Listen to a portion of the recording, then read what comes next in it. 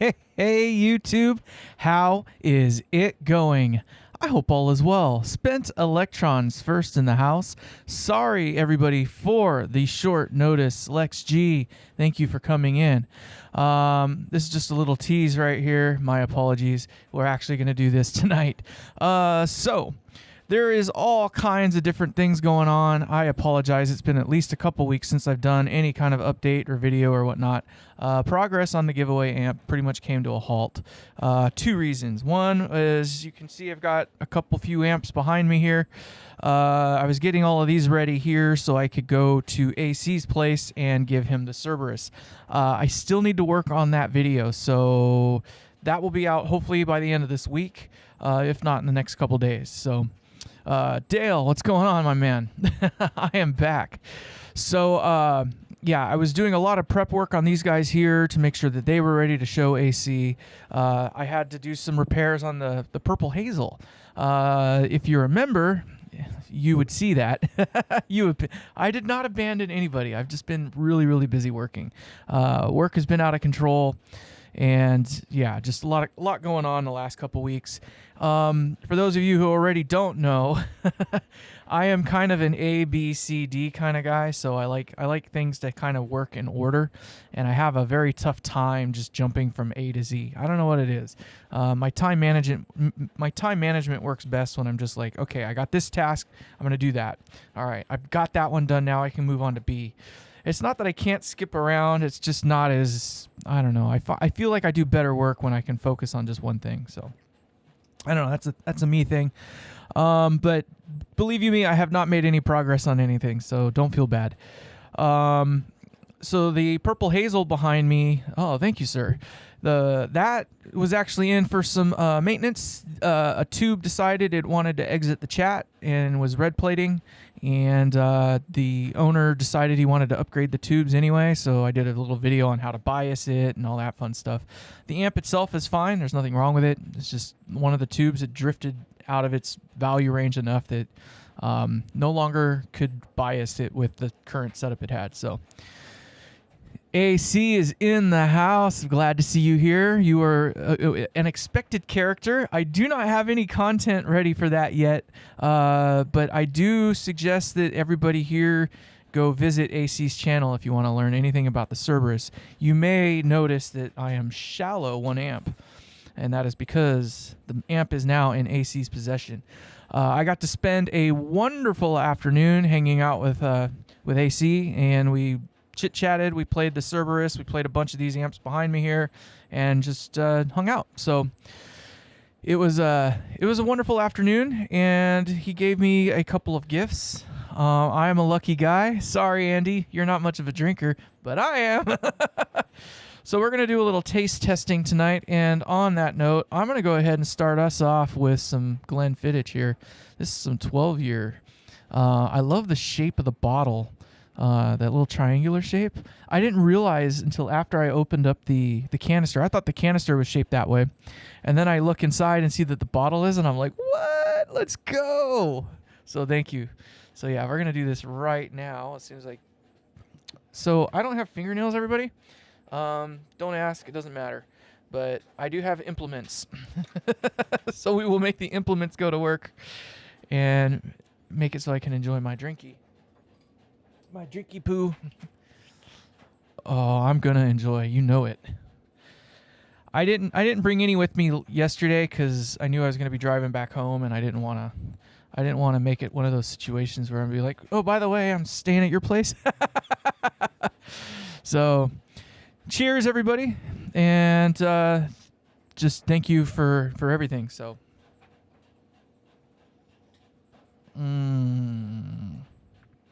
Single malt scotch. That's really good too.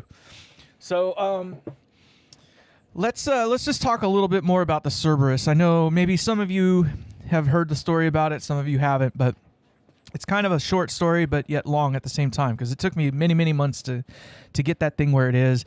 It honestly sounded freaking great through the cab that AC had. He has a Mesa 2x12 loaded with some vintage 30s, and it sounded good through that. The cab that I have behind me here, it didn't really do it for me, but you know, it sounded good. Don't get me wrong. It's not like it sounded bad. It's just it didn't suit this cab well. This cab that I have is loaded. It's a 4x12, and it's loaded with 4 of the 90s era G12T 75s. And I like them because they're pretty neutral or linear. So it doesn't really lie to you much, but it also doesn't make anything sound all that great. And it's not the speaker itself is linear, but when you put the 4 of them in there and just how this cabinet seems to sound, it's kind of linear. It gives you a pretty accurate idea of sonically what that's, what's actually going on. So if it sounds woofy and woolly through this guy, it's woofy and woolly through any other speaker cab or whatever. If it sounds bright and shrill through this guy, it sounds bright and shrill through anything else, etc., etc. So I'm able to sit there and kind of judge pretty quick where it's at. With this cab, I've noticed it's really hard to get that low, mid, woody sound out of it. So I know if I got an amp that's giving me that nice woody tone, that we're on the right path. So most all of my amps so far have been kind of tuned to that, and then of course I play them through all my other stuff. But I don't have an ideal space though for this. Literally, I can, I'm sitting here and I can reach back and touch these things. So I've only got about a 3 or 4 foot area to work here. It's kind of a pain in the butt. I need more area. But motorcycles and sound equipment and all that stuff around me, it's kind of eating up some space, but whatever. Yeah. So AC really liked the 5 water. Hold on, I'll show it to you. It's going to look a little weird because by the way, I've got 2 camera views too, so check this shit out. Oh! So this is that was the 5 water that AC was talking about. It is a, how do I explain it? So it started life more or less as an Epiphone Valve Junior. Whatever amp that derived from, I couldn't begin to tell you right now off the top of my head. Some sort of a Gibson or something like that. But it uses an EL84 and a single 12AX7. Well, I did my own little thing with it, did my own voltage idea, put an output transformer that's bigger than the power transformer in it, and did my parallel triode thing in the front end, driving straight into the EL84. So it's literally one gain stage going directly into the output tube, and all the distortion that comes within it is from the output tube, and it just does what it does. So it sounds great. It's a really sweet amp. It has been dubbed the SLS, or otherwise known as the Sweet Little Sister, because it is just like a sweet little sister that you want to protect and covet and love and make sure nobody, looks at it funny and all that fun stuff. Sounds like shit, though. What? What do you got? Oh, a 5 watt Randall. Is that like the little Diablo one or something like that?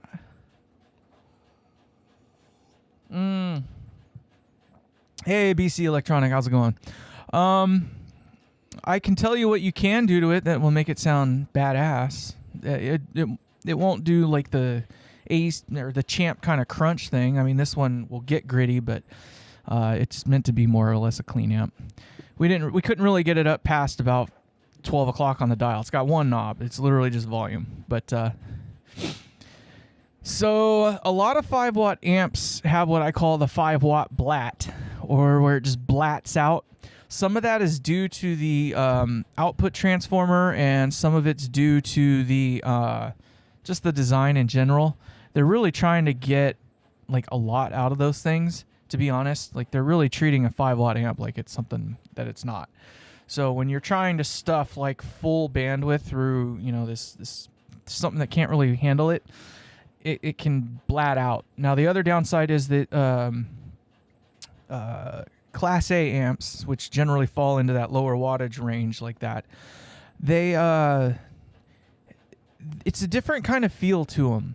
It doesn't really compress like you're used to with like a Class A B amp. I'll do a video on that at some point, kind of explaining how it all kind of works or whatnot. But there's basically in a Class A amp, I was talking with AC about this yesterday, but in a Class A amp, the tube is always on, if you will. That means it never shuts down, it never turns off. The signal is always flowing through it 100% of the time, and that's what you hear. In a Class A/B amp, there's a switch off. There's a point where this tube down, this tube on this side over here hands it off the signal to the other tube set that's on the other side of the output transformer. And in the middle, they kind of have to meet together, and then they overlap a little bit. And it's never quite perfect, but even if you get it perfect, everything else has to remain perfect for it to hand off correctly. Otherwise, what will happen is you lose, you get what's called crossover distortion. And crossover distortion is its own little thing, but in either case, Class A is technically more, what's the word for it, linear, I guess, or true to the tone. Another thing is the way that they work, they don't draw down more on the power supply.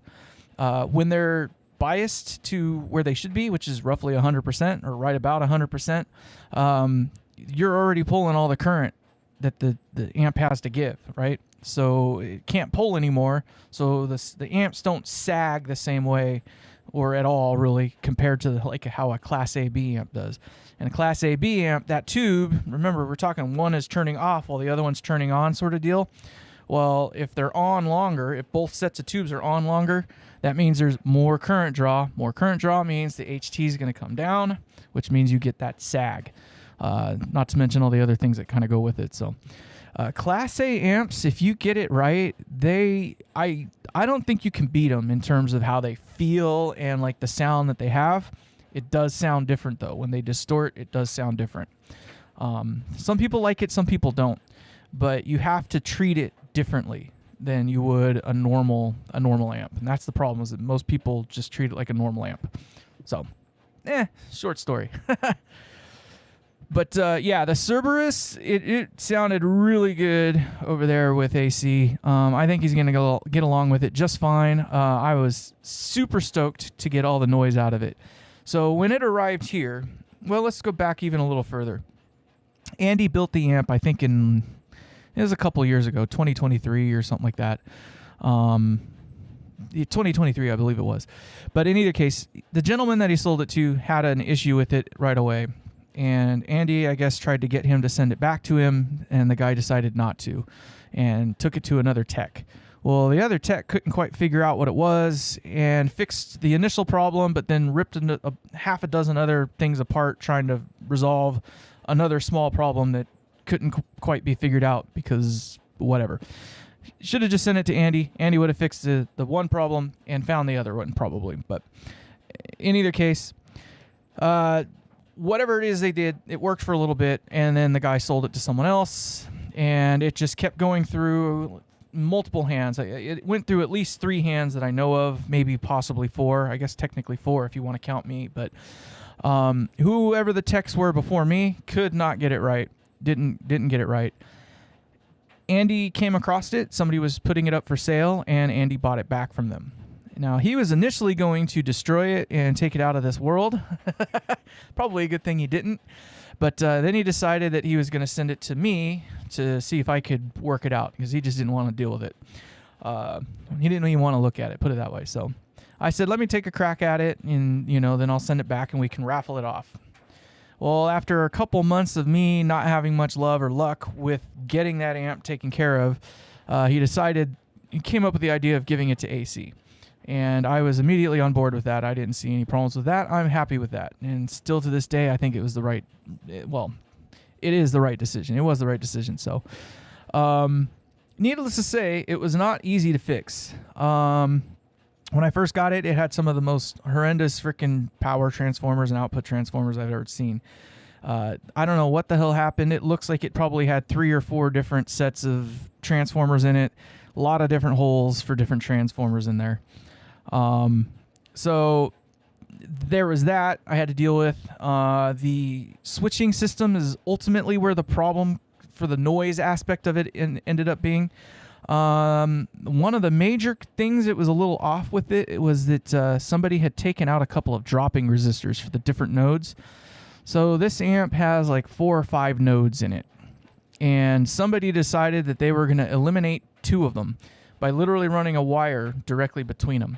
So the entirety of the preamp that was supposed to be split by these two different nodes were running off the same node that was powering some other part of the amp. I want to say it was the phase inverter section of it, but there's a problem with that though.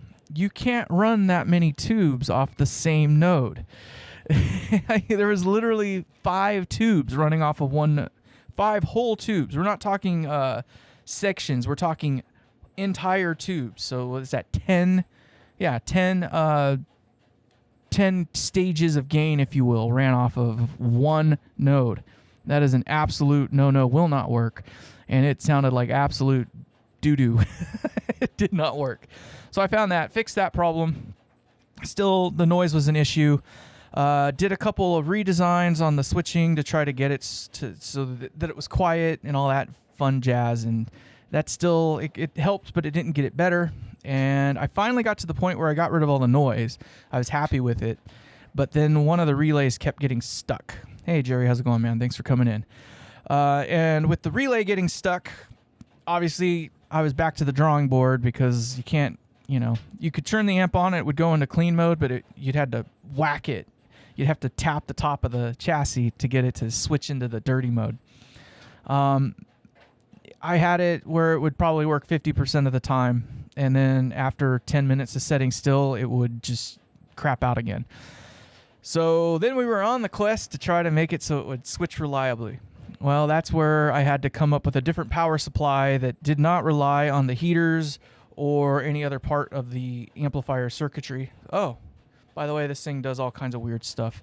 I got to turn off some of the fun stuff. I'm sure you wanted to see that red dot on my nose.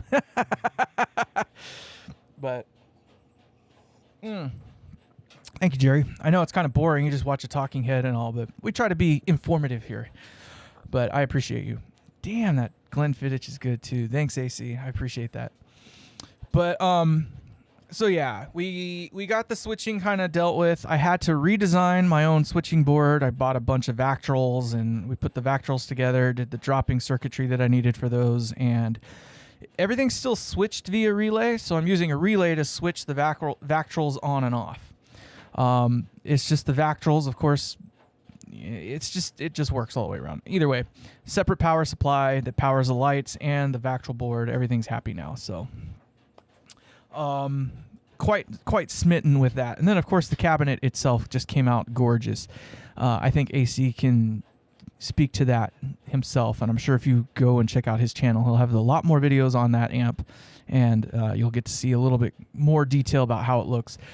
I will be producing a video on that has some more close-up stuff of it. I probably should have done some more B-roll work with it, but maybe I can get AC to send me some just so that way I can cover all my bases. I realized last night as I was heading home that I was like, I didn't do a whole heck of a lot of B-roll stuff on it. What the hell is wrong with me?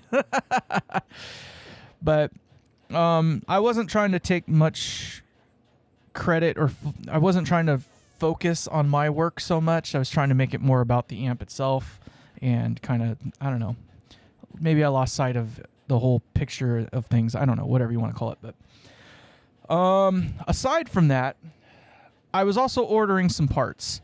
The last video that I did about the giveaway, and the giveaway is still going on and it's still going strong. I'm hoping I've had a pretty good influx of subscriptions in the last week or two. Since I haven't been making any videos, I can only assume that people are watching those videos that we've done on the giveaway and have started subscribing. Perhaps, I don't know. The last I checked with John, which I'm shocked he's not here right now, but the last I checked with John, I think he said there was like 7 people, maybe 8 or 9 in the whole mix of things now. I can't remember exactly what it was, but I think we're still in the single digits. So the door is still wide open. We've got a couple months. However, my goal right now, my immediate goal is to have that amp done by April. There's a couple reasons why. Mainly because if I don't get it done by April, it will not be done until probably late May, possibly even June.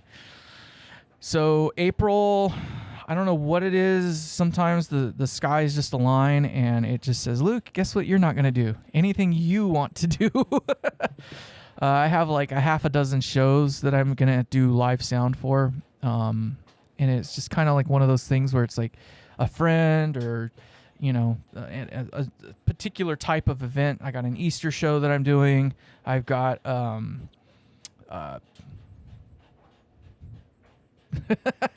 stupid thing. Either way, I got like an Easter show and a bunch of other shows that I'm gonna have to do. So I guess have to is a strong word, but you know what I mean. So we're going to do that. That's going to eat up pretty much all of April, which is going to slow down some of the progress that I'm going to be able to make. So that puts us right now, we're halfway through. Gosh dang it, it's already the 9th. Valentine's Day is right around the corner. It gives me the remainder of February and March to get these things kind of done.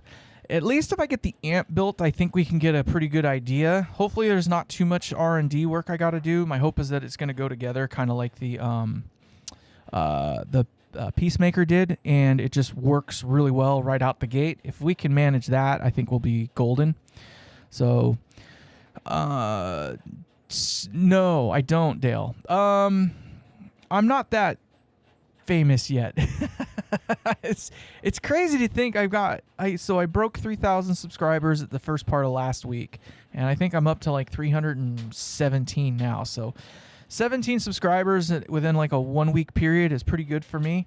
So I was a little shocked. So I'm hoping that those new subscribers are getting in on the giveaway, but we'll see. I noticed that John does have a few more subscribers, at least 7 since the last time I saw his numbers. I think he was stuck at like 150 there for a little while, and I think he's up to like 157 or more now. So I'm hoping that will continue to grow. I'd love to see over 50 applicants. Oh, thank you. I appreciate that. The next goal really is kind of like 5K at this point. If I could get up to 10K subscribers, that would be pretty cool, but I don't know. We'll see.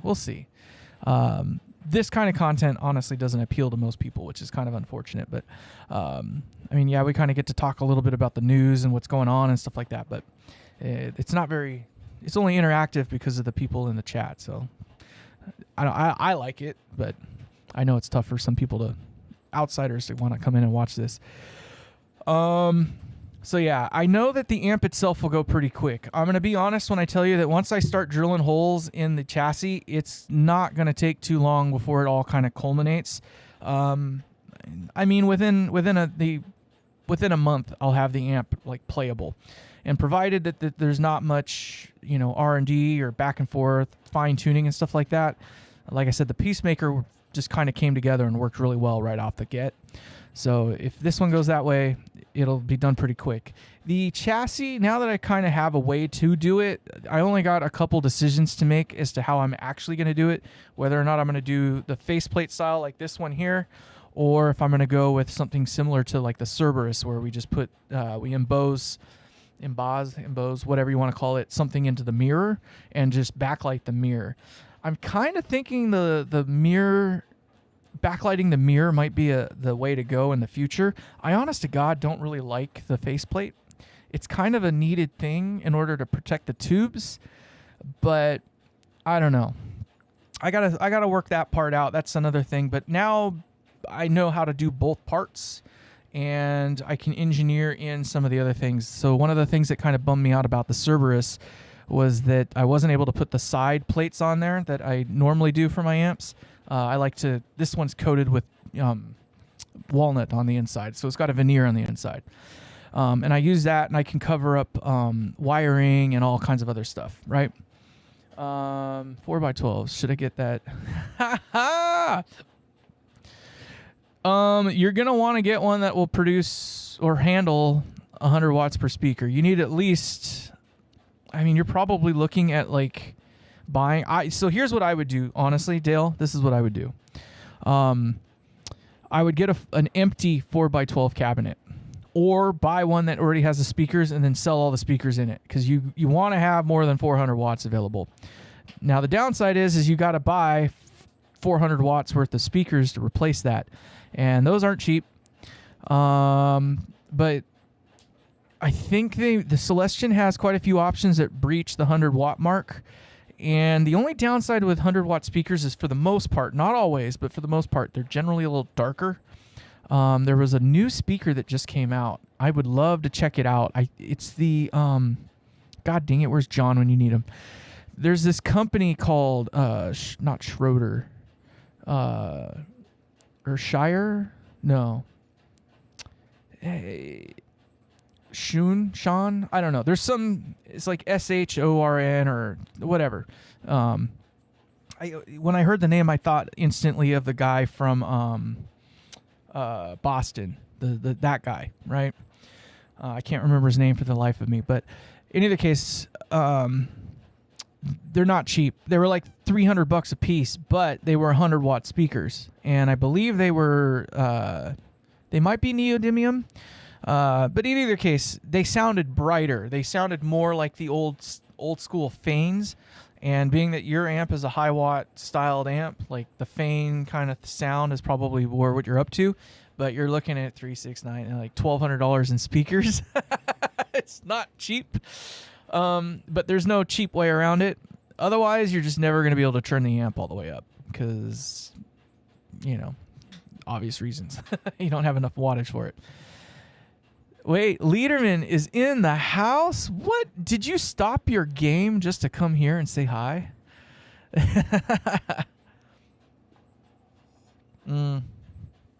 So, yeah, it's... You got some options, but that's what I would do. I would buy an empty cabinet and fill it with some 100-watt speakers or something like that, if you can. Either that, or you're gonna have to buy two 4x12s and just use the regular Joe speakers. I mean, 50 to 75 watts per speaker these days is pretty common. The Creambacks, they're a nice speaker. They're 65 watts a piece, but you'd still need two 4x12s to technically handle all that power. So, I don't know. In either case, Andy, I hope all is well. It was good to talk to you the other day. So we were just talking about the Cerberus and all that fun stuff. We're talking now about the giveaway and how that's kind of going. I did order some more parts. That was another thing that kind of hung me up. I was saying that I didn't really get any work done because there wasn't really any work to get done. I could have drilled the holes. I could have done this. I could have done that. But then I would have been at a stalemate because there was just a couple parts here and there that I was still kind of waiting to arrive. All that stuff is here now. I even have the tubes in hand. I might have shown those on another video, but the tubes are here. I got all the sockets I need, all the boards. Another thing I was waiting for was those little turret board strips. I'll show you what I mean. These guys here, I was out of, and I'm going to need a set of these. So, little things like that. I ordered some more like feet because I was running low on feet. I ordered more like screws and nuts and all that fun stuff. I think I got enough turrets to do all the boards that I got to do. Naughty. Well, I don't know, man. That's a lot of money still either way. I mean, these 4x12s now are easily, $1,200 these days, it seems. So when you're spending that much, I kind of feel like the cheapest way ultimately is to find like an unloaded 4x12. So you can probably get one of those for $300 or $400 and then just put $1,200 worth of speakers in it. That might be the cheapest way to get one speaker cabinet that can handle all 400 and something watts, but So there was that. Been talking with Andy, and he's getting the chopper done. That's his focus right now, is getting the chopper done. I still need to send him the I have a transformer for him to help with that build. Andy, I'm just going to send it to you because you kind of got duped on this deal. I got all the good stuff. So I go over to AC's house, and he literally hands me not one, not two, but 3 bottles of good stuff. Oh, that is cool. I love how it does that. Anyway, so yeah, I'm gonna get to enjoy a bunch of alcohol while you just watch me drink it. But I'm gonna send you the transformer. Don't worry about it, dude. We'll figure it out some other time. I'm thinking, I don't know if you want to go this way. Since you're here, this is a good time to ask. I have a transformer. Now, it is a 35 watt transformer, and it is a 6.6K. I did install it for a short period of time in one of my other builds that I was working on and decided I did not want to use it. Fucking pile of Sorry. I need to find a way to turn off the hand gestures on this thing, and I'm not going to bother with that right now. So in either case, so I got a new PTZ camera. So it's the exact same one as this guy here. So this camera is an OBSBot Meet 2 or whatever the hell it is. It's a really good camera. It's got its quirks. It's not a real true 4K camera. I can barely do 1080. But this guy here is an OBSBot like Tiny 2 or whatever the hell they call it. And it's a little bit better than the other one, except for now I got to figure out how to turn off the freaking finger gesture thingy. I'll work on that. In either case, I have now 3 HD cameras, and I say HD only because that means better than, or 1080.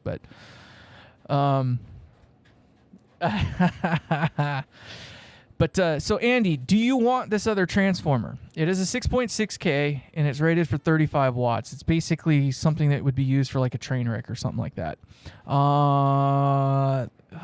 What's the dirty math on that? Hold on. Let's find out what the dirty math on that would be.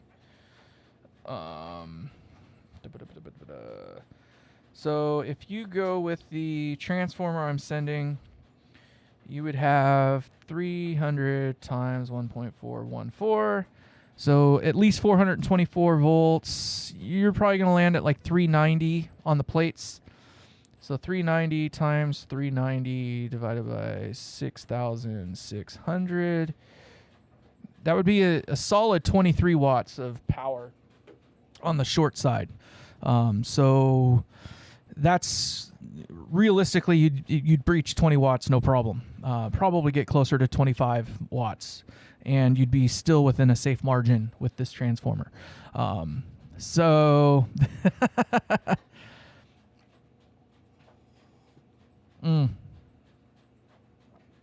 what are you talking about? You're funny. You're funny, Andy. You can text me. You can text me in the background. But let me know if you want to take on that if you want. It's not like a super high dollar output transformer. I think it was only like $100 something bucks. So whatever. But if you want, I'll send them both. But I need to know so I can send them both. In either case, what else is going on? That's kind of the short side of what's been going on over here. So some interesting news. I don't know if you guys heard, but I guess homeboy from Analog Man is retiring. I don't know if you heard about that. I guess he decided that there was just like the tariffs that finally bothered him enough that he just can't really do what he needs to do anymore, which I don't understand. Like, I get it. Like, we're going to end up paying the price for it ultimately as a consumer. But, if the cost of making X product goes up by, 25 to 50% or whatever the hell it is, then the price of the product goes up by 25 to 50% or whatever it is. It kind of just makes sense to me that if that's what it costs to make it and to run the business, then, obviously people aren't going to buy it anymore because it's too expensive. Then you got a problem. But then that problem scales up to the top anyway, because if nobody's going to buy said product anymore, that means you're not buying all those parts anymore. And if nobody else is buying those parts anymore, then the parts become worth less too. So it's like, I kind of feel like it's a short stick way of saying I don't want to ride out the short, it's a short-sighted feeling, I think. Like, I don't feel like doing this for the short term, knowing that in the long run, I'll come out ahead anyway. But I don't know. So, yes and no. Spent electrons. The Cerberus, you're gonna have to watch some of my other videos, and you can go over that a little bit more. But the Cerberus is an amp that was built by Mr. Andy Lederman up there, Lederman 1976. It ended up in my hands, and now it's in AC's hands. The story's been told. In fact, I told it at the front end of this. But does a larger output transformer ran at lower watts have better frequency response. No, it doesn't correlate like that. What you could say is that larger output transformers, when ran in a situation where they are not being utilized in their entirety, you can push more broadband output from it. How's that?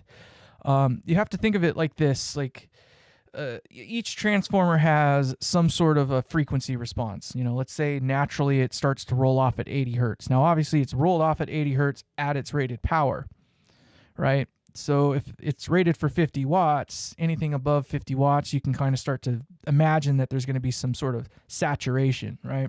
You get into harmonic distortion, all that fun stuff, right?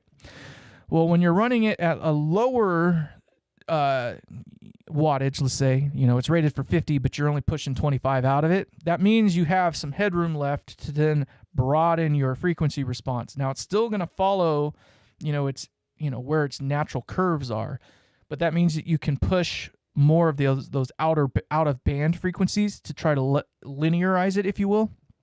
But that doesn't mean it's going to work well for the amp itself. The amplifier itself has to be able to push those frequencies out linearly for it to work. So it's kind of a gotcha. Yes, you can, but it's probably not as easy as just 1, 2, 3. I would say that in some designs where you're egregiously overrated, yeah, you could easily pull it off. But there's no point in putting a 100-watt, transformer in a 25-watt amp to try to, broaden your frequency response. You don't have to go that crazy. Getting a transformer that's even just 5 watts, rated for 5 watts over what you're looking to do, is probably enough, to be honest. Realistically, anything that kind of gets you within the 3 to 6 dB range is probably already more than enough, which by that point, you've basically just doubled the wattage. So if you know you have a 50-watt amp and it's going to punch out easily 50 watts and you want to gain a little more bandwidth out of it, then yeah, going up to a 100-watt transformer is probably the way to go. Conversely, as you go smaller in wattage, so a 5-watt amp, going with the 10-watt transformer buys you a lot of headroom. And, 10 with a 20-watt, et cetera, et cetera. So there's a practical limit. The limitation is when you start breaching probably about the 50-watt mark. At that point, you're not going to find a 200-watt output transformer anymore, right? If you have a 100-watt amp that you're trying to broaden. But experimentation goes a long way. I don't feel like transformers are so expensive that it's a limiting factor in the R&D side of things. I've got at least a couple different designs where I've stuffed, at least two different transformers in, trying to whittle down if I wanted to go this way with it or that way, only to find out that I was going to stay with the original one that I put in there. So, I mean, they're not cheap, but, 150, maybe $200 on the high end for some of these things. It's really not a high price to pay when you're trying to figure out and design something to work the way you want it to. So yeah, you might end up spending $400 on transformers, but now you got another transformer that you can just use for another build. So that's the way I try to look at it. So you can see I added a couple more bins to my pile over there. I did buy some more resistors. The way I'm currently doing it is probably not the ideal way to do it. The resistors I use, if I buy enough of them, it works out to about $1, a little under $1 per resistor. I think they're like 50, 60 cents a piece. But then, when you only buy, 50 or 60 of them and you got to pay $10 in shipping, it kind of, starts to add up again real quick. So nearly $1 a piece. And I've got hundreds of them in there. Shh, don't tell the wife.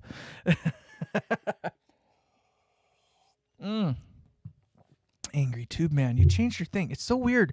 On Andy's channel, you come up as AC, and on mine, it's Angry Tube Man. That's so weird. I swear to God, it was AC earlier when you were in here, though. Maybe I'm wrong. Maybe I'm just... No, I guess it was just Angry Tube Man. It's weird, though, because on the other channels, it does show up as AC. I don't know. So yeah, there's I guess a few players out there just starting to get tired of the whole tariff game, and they're starting to bow out. I guess I don't know if he was like the other guy. Is it the guy that does the not the AC booster, the OCD? What was that guy that would literally sell it to you for like $150? Like if you bought it directly from him, but he had like a 1.5 2 year long wait list. But then you could buy, maybe it was the Timmy or something like that. It just, I don't know. In either case, there's that. What else was going on? There was somebody I was talking with recently. There was some other interesting news. Oh, Bad Bunny. Who, raise your hands, put your thing in the thing. Did you watch the halftime show or did you even watch the game? Me and AC were hanging out, so we didn't watch it, but I wasn't. Yeah, I don't know, man. I don't know. I kind of thought it was a little messed up that he did the whole show in Spanish. I would feel bad since probably a lot of the people at the show probably didn't speak Spanish. So, I don't know. It's a tough one. I know that myself, I'd probably be a little upset if I went to a show that all the announcements were done in English, and then you get to the actual thing that a lot of people are there for, and you couldn't understand a word. But that's just me. I don't know. I kind of feel like he should have at least, if he's trying to be inclusive, right? You'd think that he would have done a portion of it at least. So at least half the crowd can get in there. Nope. I kind of figure most of the people here probably didn't watch it. I didn't watch it, that's for sure. So we're almost done with this class. We're almost ready to move on to it. Seriously with this freaking thing. Apparently holding up a glass means focus on this. So did you get to play it all a little bit more today, AC? Did you get to enjoy your amp a little bit more? Did you get to crank it at least while everybody's gone at work? Question mark. We probably don't. This video doesn't need to be all that long, so I kind of got through most of the content I was looking to get through. I wanted to talk about the Cerberus. We've done that. I wanted to talk about the giveaway. The giveaway is still wide freaking open. The rules are in the description. So I'm getting frustrated because I can't get to my alcohol because there's a freaking piece of plastic between me and my alcohol. Don't let plastic get between you and your alcohol either. Yes, sir. That's what we like to hear. I need to send out another thing to Linus over there in Sweden, and see if he's still, if the honeymoon is over yet or not. I don't think it's over yet. Last time I talked to him, he said he was on a vacation trip, and he was bummed because he didn't have his amp there because he's playing more now than he ever was before. So that's what we like to hear. More than anything, whether you like it or not, as long as you're playing it more, that's the important part. Now, AC has an injured hand, so that makes it a little bit tougher for him. But we're going to watch me pour one out. Now, this is the cask strength here, single barrel select. So not quite the cask strength, but I do like me some single barrel. That is one of my faves. Thank you again. So I'm not going to get tore up tonight. I'm going to have probably a glass of each. I'm saving, hold on here, I'll go back. I'm saving this one for last because this is the dessert version, I guess, or the dessert drink. I guess it's more, I mean, it's still 45% ABV, so it's up there. But it's a brandy. So I'm cool. I love Jack. Well, I love bourbon and whiskeys in general. Tennessee whiskey, I'm definitely all about that. But I also like Kentucky straight bourbon and stuff like that. I'm more into the bourbons these days than anything, but I won't ever say no to whiskey. I was watching a thing today. It was Phil Anselmo or whatever from Pantera, and he was talking about how Dime or whatever, Daryl, and his brother were all about just getting to the whiskey. They would start at 6 o'clock at night and go until 12 o'clock in the next morning or the next day, and then they'd sleep it off for like 6 hours and then start all over again. And he was telling, I guess, the story about how he has literally watched Dimebag take a doo-doo on the freaking stage into a 5-gallon bucket while playing the guitar, pull up his pants and keep going. I'm not that cray, all right? So Dale, now that you have the good news, yeah, right, damn. Talk about some problems right there, right? So Dale, now that you have the good news, what's your plan? Like, are you doing any celebratory, hair of the dog type stuff? Yeah, that poor liver. I mean, if he wasn't shot and murdered, what would have been his undoing?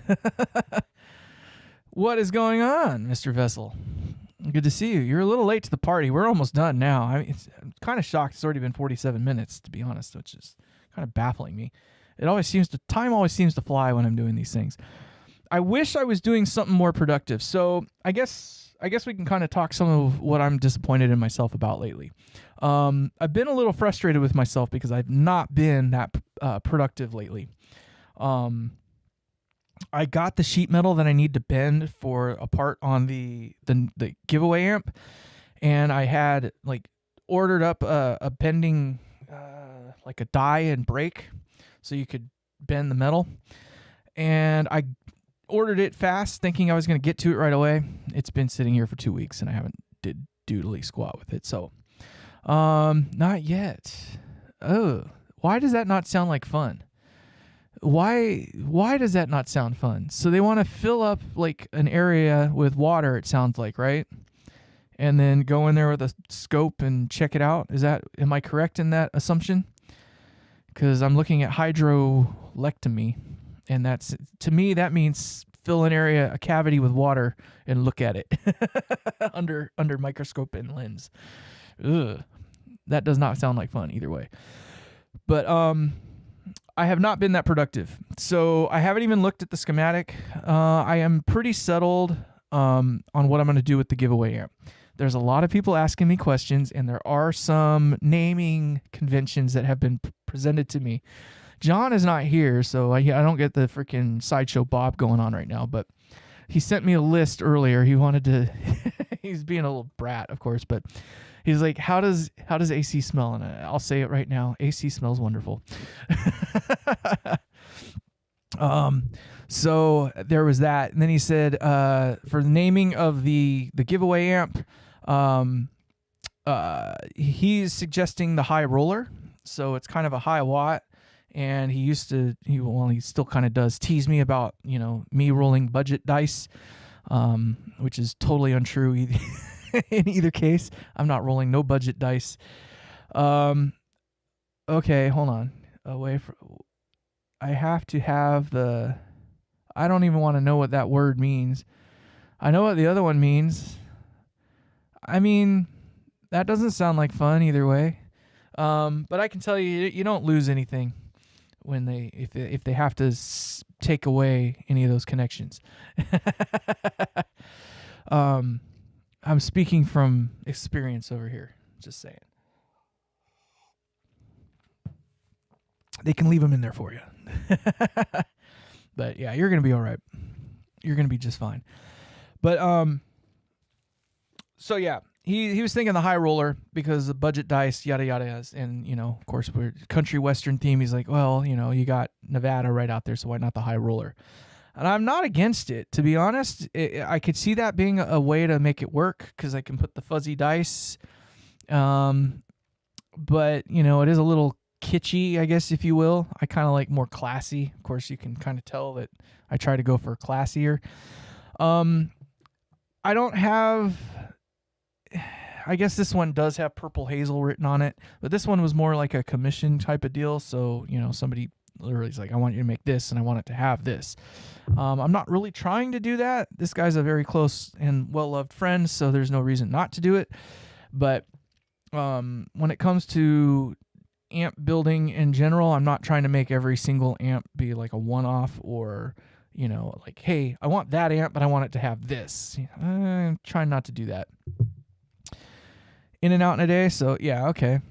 That makes sense. Sorry, I'm looking at 2 different chat streams here at the same time because the one comes in first, and then the one that's directly in front of me, which is the one I actually want to see because it has me looking at you. I'm trying to learn to look at this little green dot right there.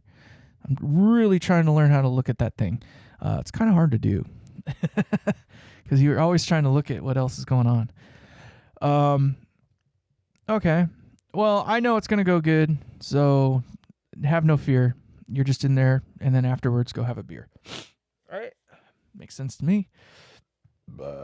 So, yeah, not as much progress as I wanted to be making. And then I'm kind of glad I held off. So I know initially I said I was going to try to do 2 builds in tandem. I was going to try to do the Cerberus. There he freaking is. Whatever, I'll leave it there. I don't care anymore. we're in shot. That's all we can ask for. So the damn it, I lost my train of thought. I was just there.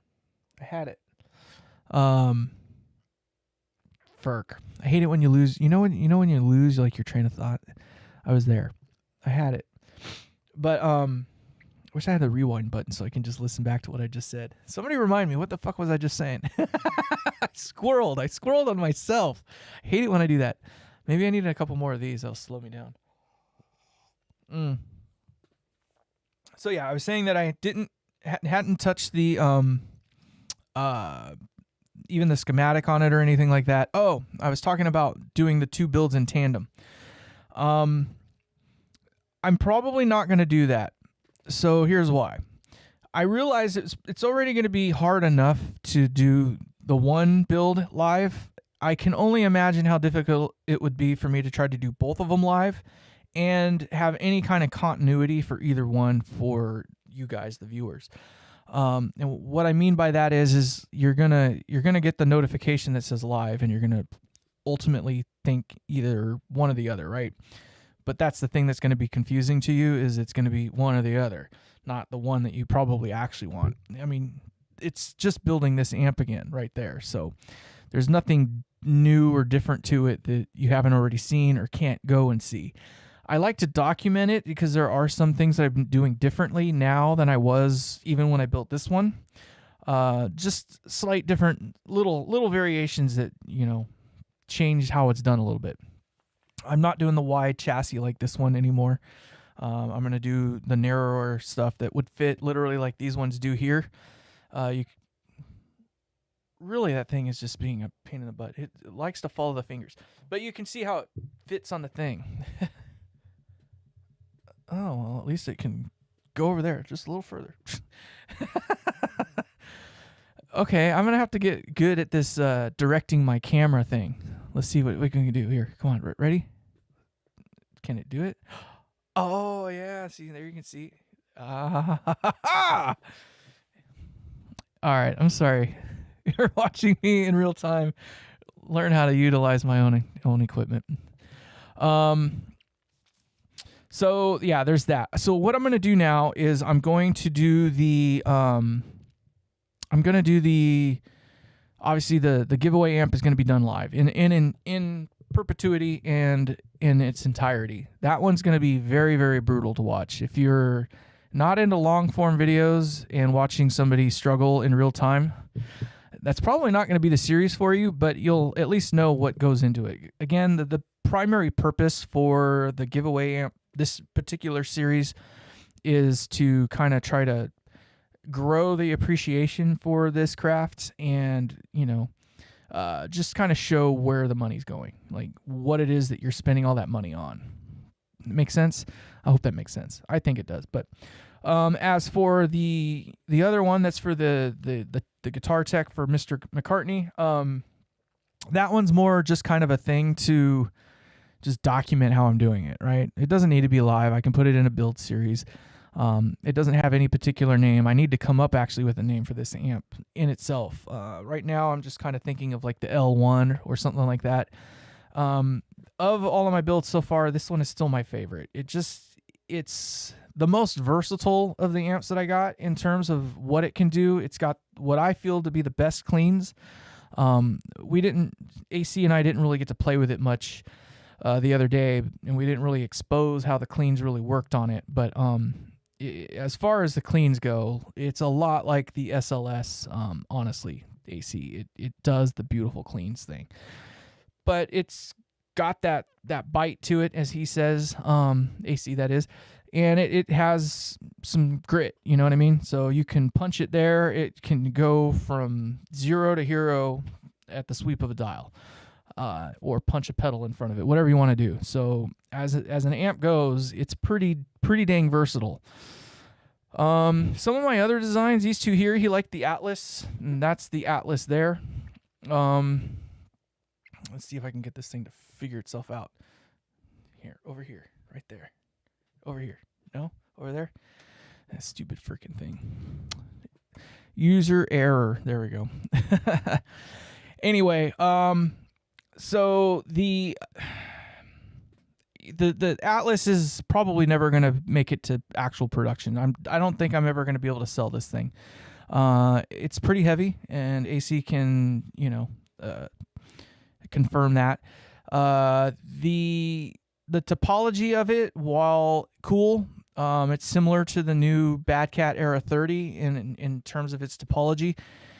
Interestingly enough, I came up with it, genuinely on my own. It turns out we were doing kind of the same thing at the same time. They just beat me to the world of production, I guess, if you will. It has an EF86 channel, but the way that I have it set up currently is that the EF86 channel is driven by the 12AX7 channel. So, yeah, that kind of actually worked. So, yeah, that tube that you can just see right there, that is actually the 12AX7, and then behind there is an EF86. It's driven off of that guy. Goes through the EF86, but you can actually get enough drive to get a little bit of EF86 breakup, so pentode breakup. And then, of course, it goes into the phase inverter, which is ultimately where all the breakup comes from. Now, what's also cool about it is that both channels are always on. It is always in parallel, but there's two volume controls. You got volume 1 and volume 2. Volume 1 is the 12AX7 side. Volume 2 is the EF86 side, so you can blend them in. The other thing that is kind of cool with it is that the channel 1, or the volume 1, is more or less this guy here. And we'll see if I can make it do it. Will you go over here? No, it's not going to do it. Anyway, it's basically this guy's clean channel with, 6v6s. But this is one of those amps where the power supply is like 2 or 3 times what it needs to be. And the output transformer it's a 45 watt output transformer in an amp that's only plopping out maybe 20 watts. So go figure. So Dale, or whoever it was that was asked, no, it was Spence Electrons when we were talking about that. Can you do that? Yes. This thing does a pretty cool little thing, and AC did like this one quite a bit. So this one here is my 50 watt design, and it's still got a little bit of fine tuning to do, I think, but I like it actually. It's different in terms of, it's unique, I guess you could say. But it's just got some fine tuning yet to do with it still. It's still predominantly output section based distortion, phase inverter and output tubes. It doesn't really have like preamp gain. I don't have any amp currently that has any kind of preamp gain per se built into it. Everything that I have right now is currently more or less just phase inverter distortion or output section only. This series of amps that I'm working on is more or less meant to be pedal platform. They have their character, their flavor, if you will. You punch it with a drive pedal in the front, and you can take it from here to there type of thing. I am now beginning, as you can already tell, to start to work on my preamp-based stuff, which is what this giveaway amp is going to be the kickoff for that newer series of amps, where I will have more preamp-based kind of distortion. I got to check out with AC yesterday the Black Star Artisan 100, which is pretty much just a, what do you call it? It's a plexi. That's what it is. It's a plexi. It sounded really good, actually. They did a really good job with it. It has probably, it's not that it's got too much bass. It's just it's got more bottom end than it has top end. So there's like this tilt, if you will, to it. And it's just difficult to get it where you have like the grit that you really want to match the amount of bass that is with it. And I know a lot of people always say, with a Marshall, you just turn the bass all the way off and then you dime the mids and the highs to kind of get it to do that thing. Well, this one, it's still, it's got a nice crunch to it. It does that thing, but it's just, if it had just a hair more brightness, I think it would be cool. Not a bad amp though. For the amount of money I think they go for, I think it's a killer example. And we were talking about it as well. Like, it's proof that these amp companies today can do it. Like, if they would just put a little bit of time and energy into just doing it right, it can be done and still be marketable. I guess maybe Black Star's focus isn't necessarily working on, having handmade amps that cost twice as much as their, HT40 or whatever. But as far as an amp goes that comes from an amp company that I don't really respect that much, and I say that kind of rudely, but it doesn't mean what I say it means. It was definitely something I would consider if that was up the alley that I was looking for. I'm not really up that alley, but I couldn't tell anybody to not look at it as a prime example of a good plexi amp. At least they didn't cheap it out. I don't know that they make it anymore though. Can you confirm, anybody? I think they may have discontinued that model. I could be wrong though. But if I had to find a plexi today and I didn't know how to build my own amps, I would probably stick that on my short list. Before a Friedman or anything like that. I know the Friedmans are probably a little bit ornerier, probably all the other things, but knowing what I know of the Friedman amps, I wouldn't spend my money there. I wouldn't put the money on that. I can honestly say, based on what I've seen, the Black Star is better made. Oh, so they're discontinued then. Which is kind of a shame, because I know that they could still continue to do it. Labor cost is really the only thing that would probably drive the cost of those things up. Like, transformers, I don't think have gone up in price since I started buying them. Some of the parts that I've been getting lately are cheaper than they've actually ever been. Some of the impedance selector switches I used to get, or that I used to cost, $13, $14. Now you can get them for $10 to $12. So some things have actually gotten cheaper in price. At least it feels like to me. $1,000, dude, that's a steal. Yeah. So it's duly noted. Now this one has had some modifications on it. So his has a master volume kind of thing put in, which I think the amp kind of needs. Realistically, any Marshall amp or Marshall-derived kind of amp should have a master volume. I don't know how they implemented it. I don't know if it's like a Larmar style one or if it's something similar to what I use. So this one here does have a post-phase inverter master volume, but it's done up, it's different. More or less, I feed the bias through the pot. So that thing has 50 volts or whatever the bias supply voltage is. It's fed into that pot, and it uses the bias supply as the shunt for the signal. So you don't have to use resistors in, like the Larmar style one where you have to use like the 2M2 resistors, the 2 meg resistors. And it's a little bit simpler to wire in that regard, but it doesn't snap, crackle, or pop or anything, and it's very usable. It's pretty smooth from one end to the other. But it literally just uses the bias supply as the way to shunt the signal out. It doesn't load up the Pi the same way as it does using like the Larmar style and all that jazz. So it does a pretty cool thing. That's mine. Now this one, the one we're talking about, you gotta have some sort of post master volume in there. So the grit that it does have, a bit of that is coming from the phase inverter. Just FYI. So I wish I could say what the problem with your presence control was. That might be, honestly, what the difference was. You know how we were saying it needed a little bit of brightness or a little more air to it? That might be what would fix that. Now, I wonder if they were trying to use the presence control and went fixed with it, like they put a fixed, negative feedback loop in it. And they were going to use the presence pot and decided against it. Now, what I can say is that when you start going with post-phase inverter master volumes, the presence starts getting a little weird. Generally, when you're at really low volumes, it's pretty much not effective enough, right? So what's going into the phase inverter and coming out are different than what's getting brought back around into it. So they're not very effective at lower volume levels. They work just normally when you have the master volume up again and you run the amp more normally, but I don't know, that's just whatever. It's user preference, I guess. Avatar mode. Okay. I will say this. Avatar makes some killer cabinets, period. Hands down. Like, I guess depending on where you're at. So if is it barefaced? I think barefaced is out of Italy or something like that. They're not American, are they, Mr. John?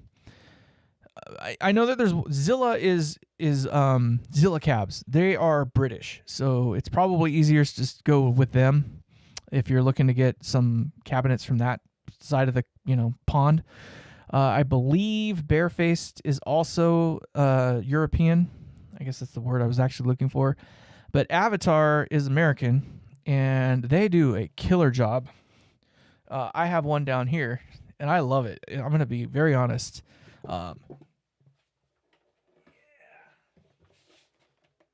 It's very well made. It is very well made. It's not ridiculously heavy, so yeah. I know he's not British, but I know that you can get the cabs here still. I was just curious if... I know that there's distributors on both sides, but I think the Zilla stuff is a little more expensive over here, as are the Barefaced. Barefaced is kind of trudging their own kind of ground. I thought you were you're in the U.S., contiguous U.S. Like you're not Canadian, eh? I know we got a lot of Canadian friends over there, eh? With vintage 30s, nice. Mine's loaded with the Celestian Gold. Now this is a 10-inch cabinet, so I went with a Celestian Gold 10, and I gotta say it's pretty. I dare say, I would put it against the 12, the Gold 12, which I have in the SLS, which is the amp that AC was talking about earlier that he really likes. I think the 10-inch is honestly as good as it gets. Like it's a hard speaker to beat. Ohio. Sorry, you probably get that all the time.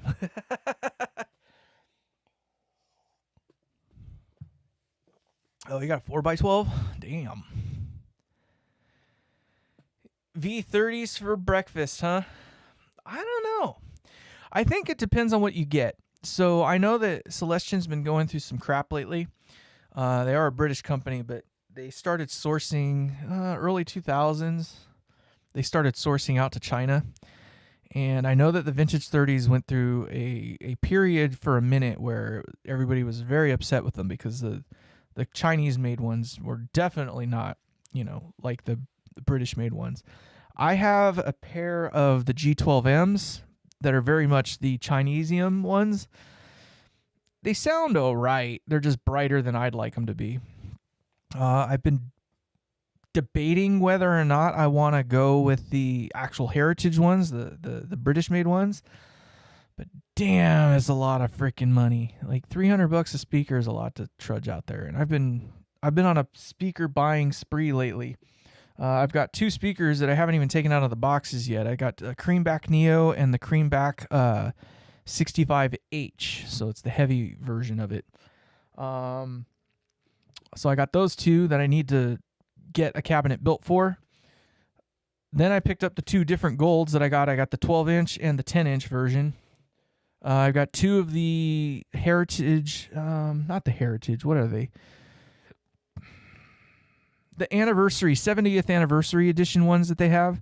They say 30 watts or whatever. The ones that are gold and anniversary on the back or whatever. And then I got another pair of the G12Ms, the creamback G12Ms.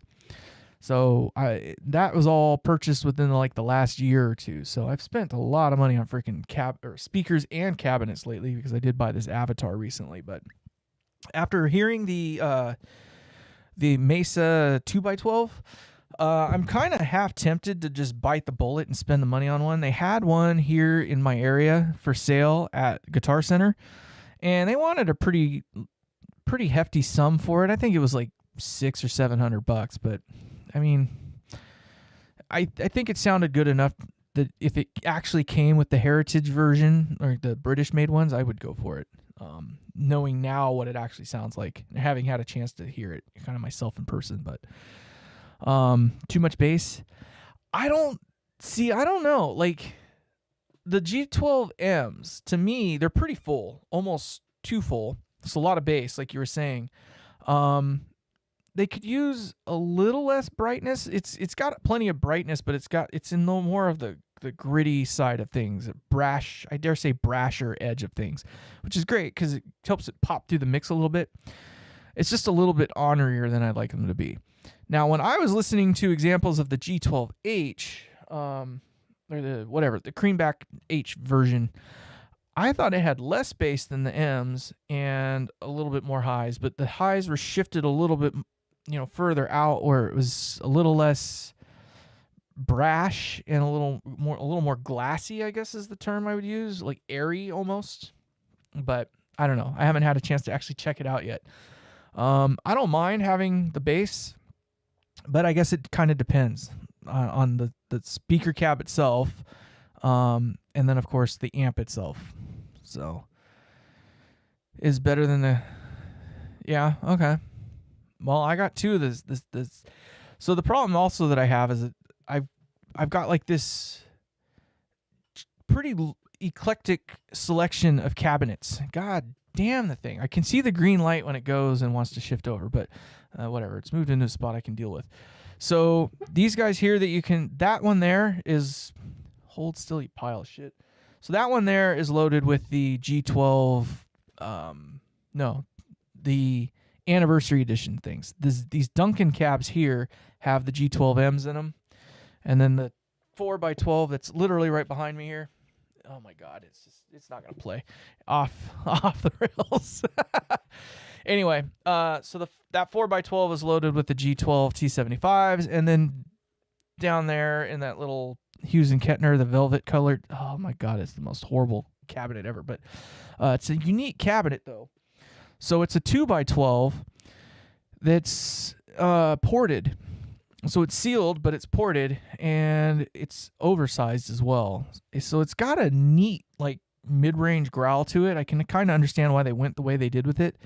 The best speakers I've had so far in it have been the G12s, the G12Ms, the greenbacks, whatever. That's what I have in there currently.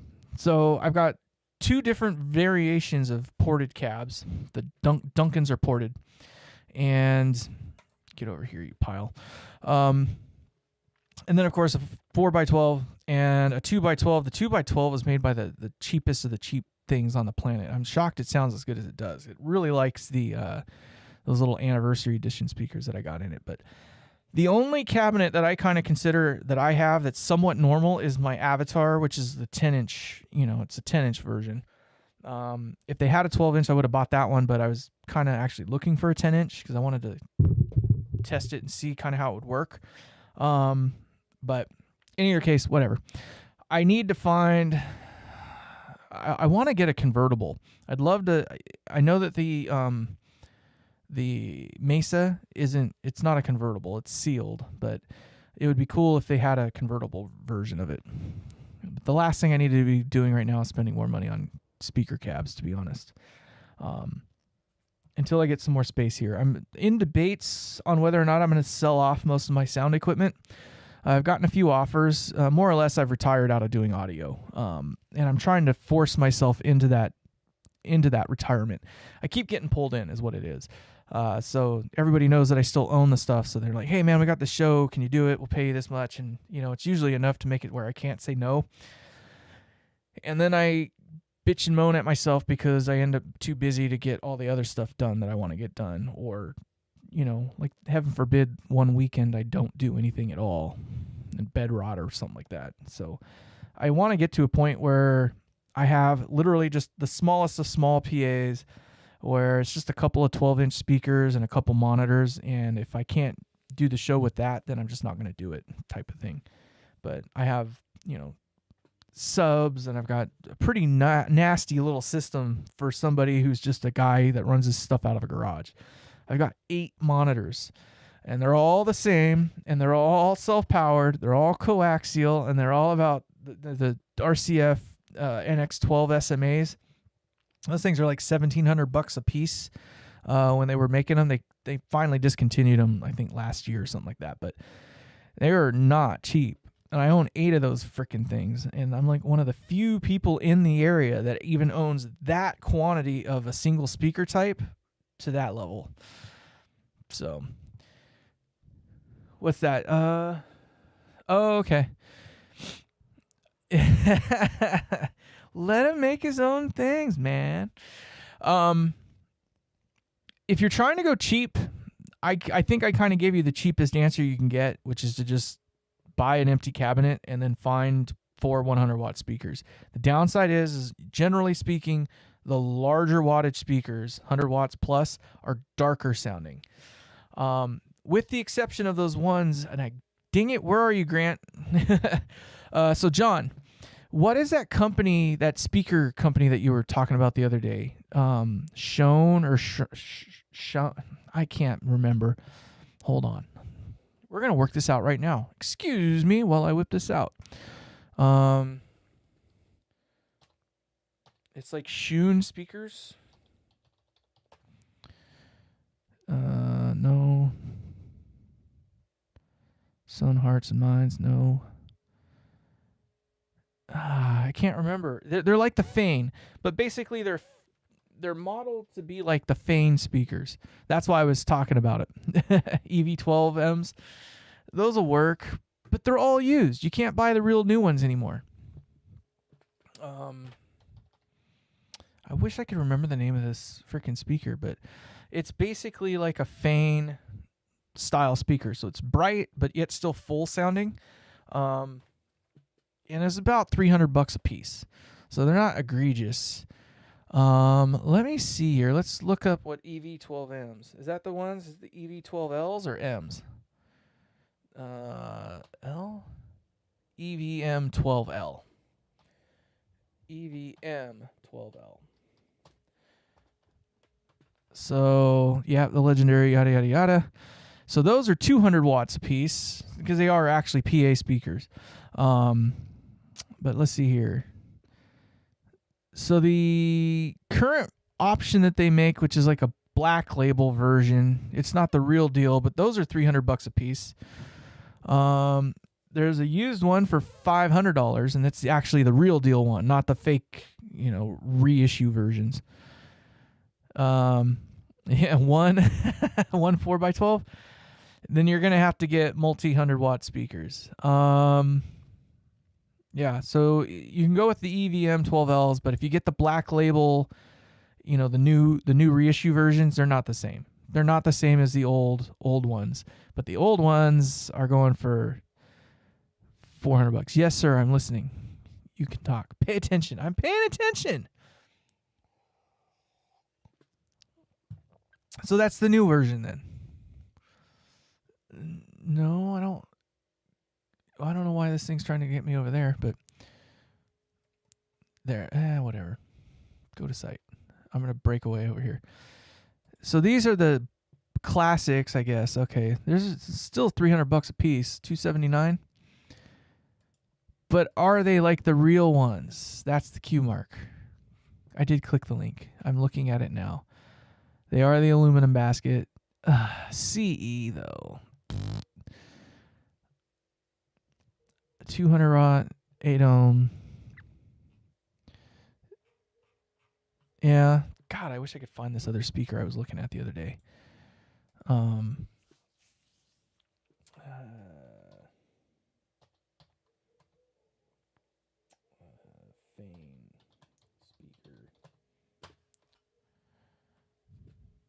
It's like a Fane. That's all I can tell you. So there's Fane Acoustics. So Fane is still in business, but this isn't what it is. I'll find it one of these days. Maybe I'll put it in the description. I'm tired of freaking beating around trying to find it, but in either case, yeah, that's the only way I can see to do it. Is just buy an empty cab, load it with something like that. Just did, so 4 of them. Honestly, when it gets to the 4x12s, if you're going to be pushing that kind of power, it's not really going to matter, but I would try to find one that's got the thickest wood you can get out of them. Only because when you start plopping 400 watts through them, it's going to start vibrating quite angrily.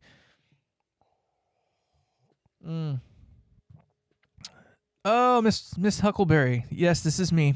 Thank you. Come on in. This is what I look like.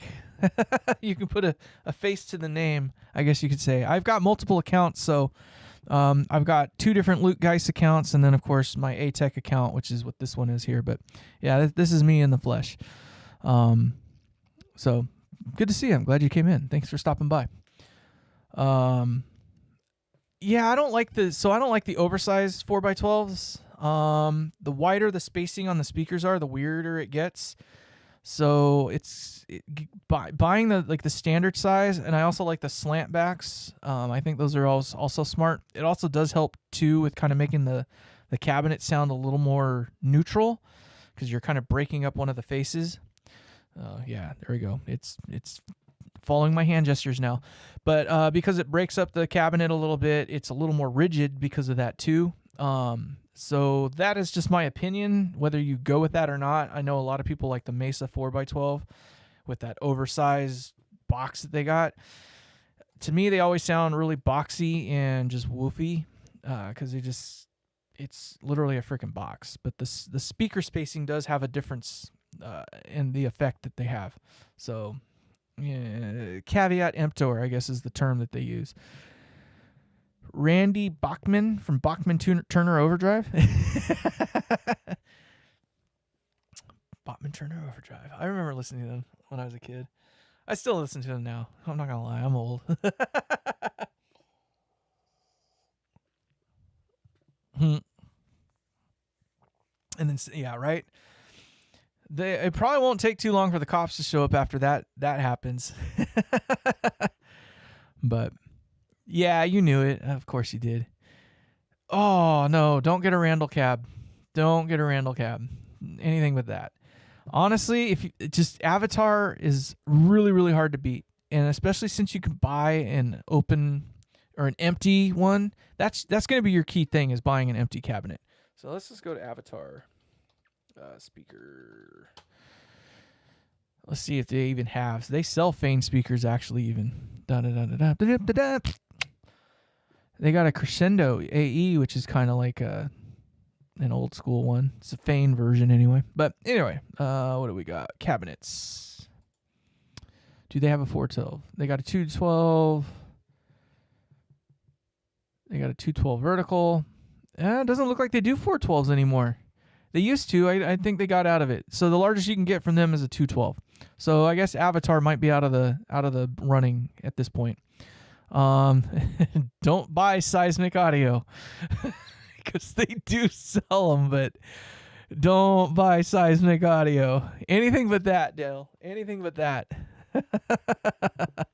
I know what you're thinking. And then there's the Harley Benton stuff. I think you can even get the Harley Benton stuff unloaded these days. Don't do it unless you're just going to buy it for the speaker itself. But I'm pretty certain it has to be the Chinese speaker that comes in those things.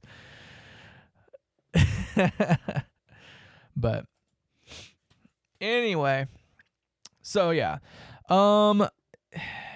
this week, so my new primary goal is to get the Cerberus video out. So I want to get that one out hopefully this week, if not within the next few days. I think I got just a couple more things I need to plan out for the giveaway build. As far as the other build goes, the other 18 watt one, that one's going to go pretty quick. I mean, more or less I could could punch out the turret board today and have parts, all the parts bent for it by tomorrow. And that would pretty much deal with half the amp right there, other than the drilling side of it. But an acoustic 4x12. Ooh, yeah. The Fanes seem to be a popular one. I know that the Fanes kind of thing is that they're a little bit brighter and a little less bass, but that's not necessarily a bad thing, because it just means you can run the bass up a little higher on the amp, which helps kind of give it some more of that the balls anyway. And as a man, I know I like the balls. You gotta have the balls. But in either case, I don't know. There's so many different ways you're gonna do it, but there's no way around it, Dale. It's gonna cost money. It just costs money. I would allocate an easy, on the short end, $1,200. Short end, you're probably looking closer to $2,500 after all in, to be realistic. They're just not cheap. I don't know what it is. So we need to find somebody that's out there that's like, hey, I want to help you out, and get one to you. It's just hard to ship the damn things too after that point too, because it's freaking heavy, and they're heavy. Mine, I got lucky. So mine's a PV 4x12, the cabinet itself. I still have all the original speakers from it, but they sound like doo-doo. I don't know what it is about the PV speakers. They're the Sheffields, the Shitfields.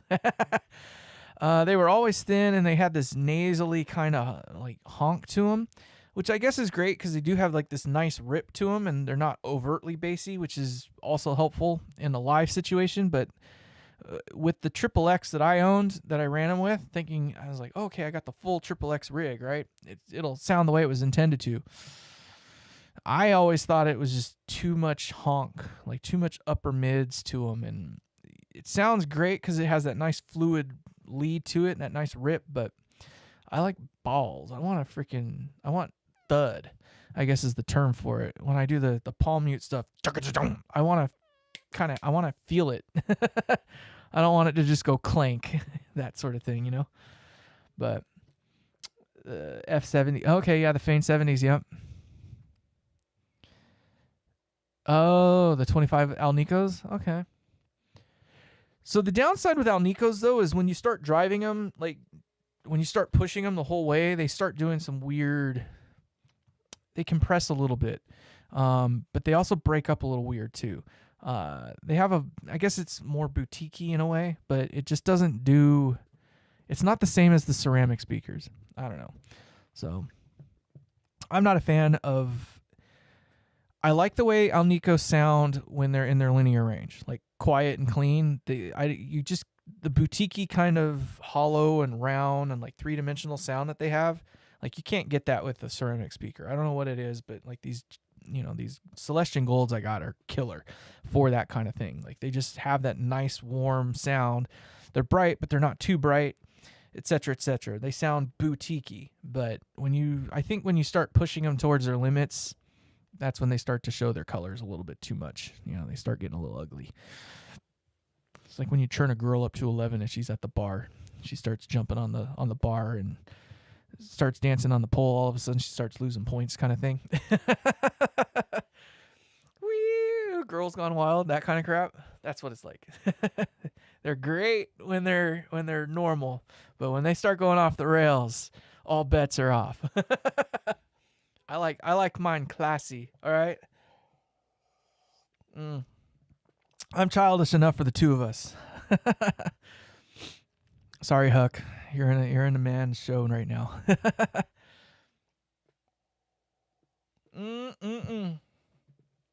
Speaking of man's show, we're ready to get ourselves another glass of a different variation here. This is actually the part I've been waiting for. I was trying to stave everything off until I could get through all of my options today. We're three glasses deep here. No, the Sheffields are just, I don't know what it is. It works. Honest to God, like every speaker in every cabinet, there's something that it works for, right? Like, yeah, they sound like doo-doo maybe objectively for a lot of the different things, but when it comes down to the brass tacks, like, it's going to do something for somebody in the way that it was meant to be done. All right. There we go. I have to use an implement to get the cap off. Unfortunately, the glue didn't hold. I'll have to glue that back in. But I'm about to have me some apricot. That's the way my grandmother used to say it. So my grandmother, she was from the deep south, like Louisiana. And so she called them apricots. When I was a kid, I used to get quite a bit of apricots. I actually like them. So, all right. And I should have showed you me pouring the glass. My apologies. Look, there's my glass. And this is what we got there. I'm looking forward to it. All right, let's come back out of this view. All right. Ooh, I can definitely smell the apricots in there.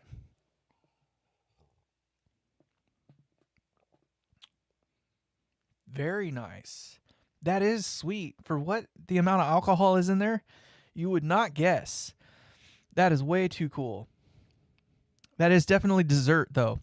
That is definitely something you save for after dinner.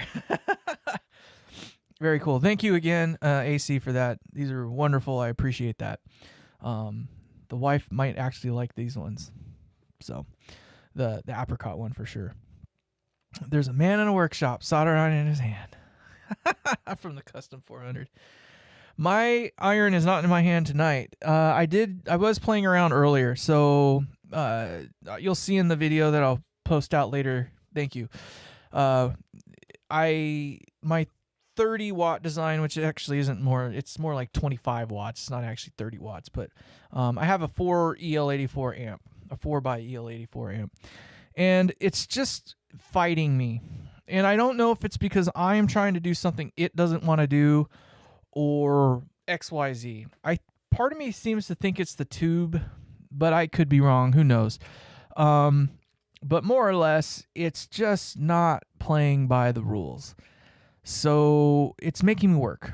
And it's a very simple amp, too. So it's just, I want it to sound a certain way. It does some of the things I want, but not all of the things. And we brought it over there yesterday, and he got to check it out. And it sounded all right through the cab and with the guitars that he had. But we still got some work to do on that one. So I've got a visitor coming. Hey, baby. Hey, I made fajitas again if you're hungry. Ooh, thank you, baby.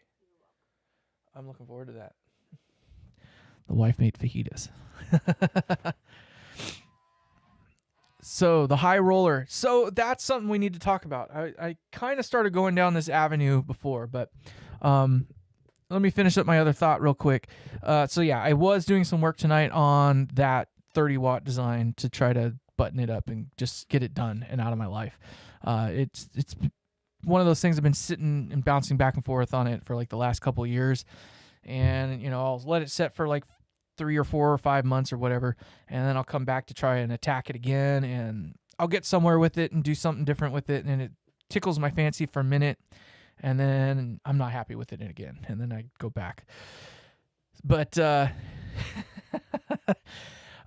we need to come up with a name for the amp, and I started talking about it earlier. The high roller, it was one of the options that came up. I'm not against it, but I don't really care for kitschy names. I like things to be a little more classy.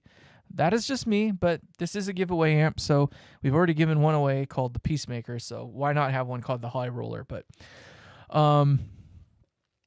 so what are we going to call this thing? We need to start thinking about that. Other things we need to start thinking about is the color of the Tolex, because I need to start thinking about that now so I can get it ordered. I have in stock, I've got baby blue, beautiful color, by the way. I've got red with like... It's got a little like black kind of embedded within it. It's kind of, I don't know. I can't remember what they call it. But if you look on Mojo Tone or whatever and you see the red, they got the one that's like the bright, like cherry red, like just straight up one color. And then they got the other one with you freaking camera. I got to figure out how to turn that option off. But the Undertaker. So interestingly enough, the Undertaker was the name that I was going to call the Tweaker 15 when I redid it. So that was a number, or the name that I was thinking for that one. But I don't know if I want to call it the Undertaker. This will be, for me, the highest gain amp I've ever done myself. So you thought he named it High Roller, but we need to get out everybody's thoughts on this. No, that's fine. It's all good. It's funny because that's the name that I have for it. It's called the Undertaker. So for those of you who don't know what I do when I have code names, if you will, it's a real show now, by the way. I've been saving that one for later for you guys. You guys are welcome. Oh, so that's how we know it's a real show, though. But in either case, we are... I don't know. We got to come up with a name. And we got to come up with a Tolex color. And we got to come up with it pretty quick. Because pretty soon, I kid you not, by the time I get the holes inside of that chassis, it will be within about a week that it will be built to the degree where I need to have the faceplates done. And at this point, I'm essentially ready to drill holes. So that means that we need to have a name and at least that part finished up first. We need to figure out what color faceplates we're going to use. If we're going to go with the gold color, like what's on the Atlas here, or if we're going to go with some other color. Like, we need to figure that kind of stuff out because those have to be done before I can really move on. Because I need to start designing that so I can make the drill template a little more accurate to what we're actually going to do. And, of course, just get them done up so we can have the amp done. And that happens real quick. Once the holes are in the chassis, it goes real quick. The part that always takes the longest for me is always the cabinetry. So if I start drilling this week, which is probable, I'll start drilling this week. That means next week we'll start punching out the turret board. And once I get the turret board done, it's kind of put it together. And that's just another couple days. So literally within a week and a half, once I have the holes drilled. It takes about a day to drill the holes. 2, if I'm being extra super duper careful. This one I'll probably be extra super duper careful because we don't want to mess anything up because I only get one shot with this one. Yes, this will be the highest gain amp that I'll have ever built.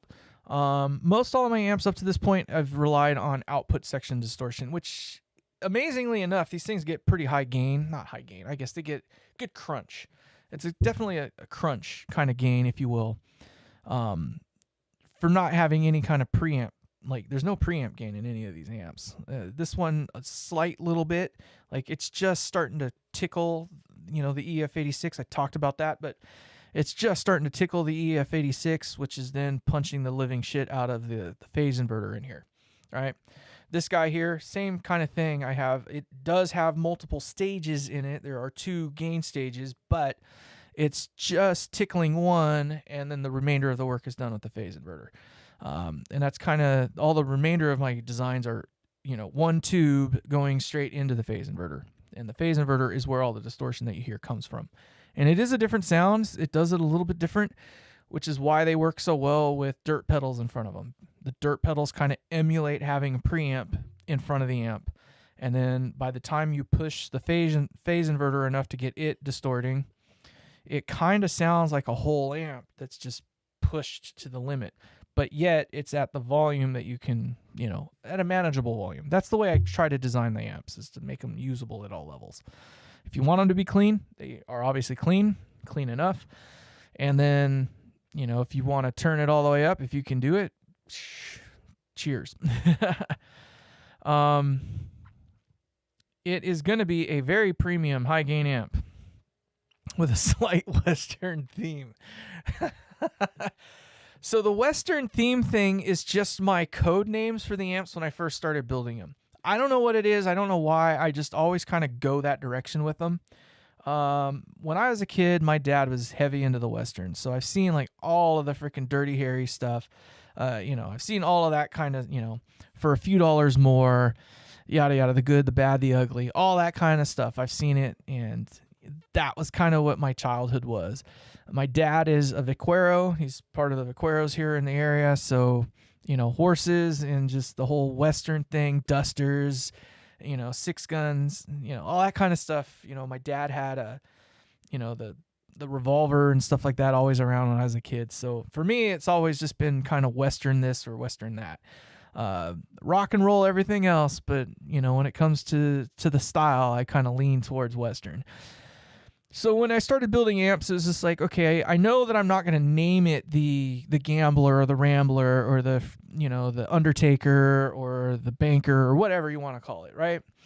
But I just needed a name that was something I could remember and then go back to. And if somebody's like, well, what about this amp? And I can go, that's the Rambler, yada, yada, yada. I know what that is. Like it's burned in the brain in that way for me.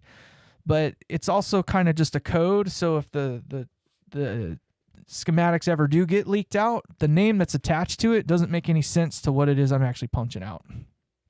Unless you're that clever. I'm not hiding anything. It's just, if you want to steal my shit, you have to work for it a little bit. At least just a little bit. So I when people ask, like, is it the circuitry that makes it different? Or is it the components, or what is it that makes, your amps do this versus someone else doing the exact same thing?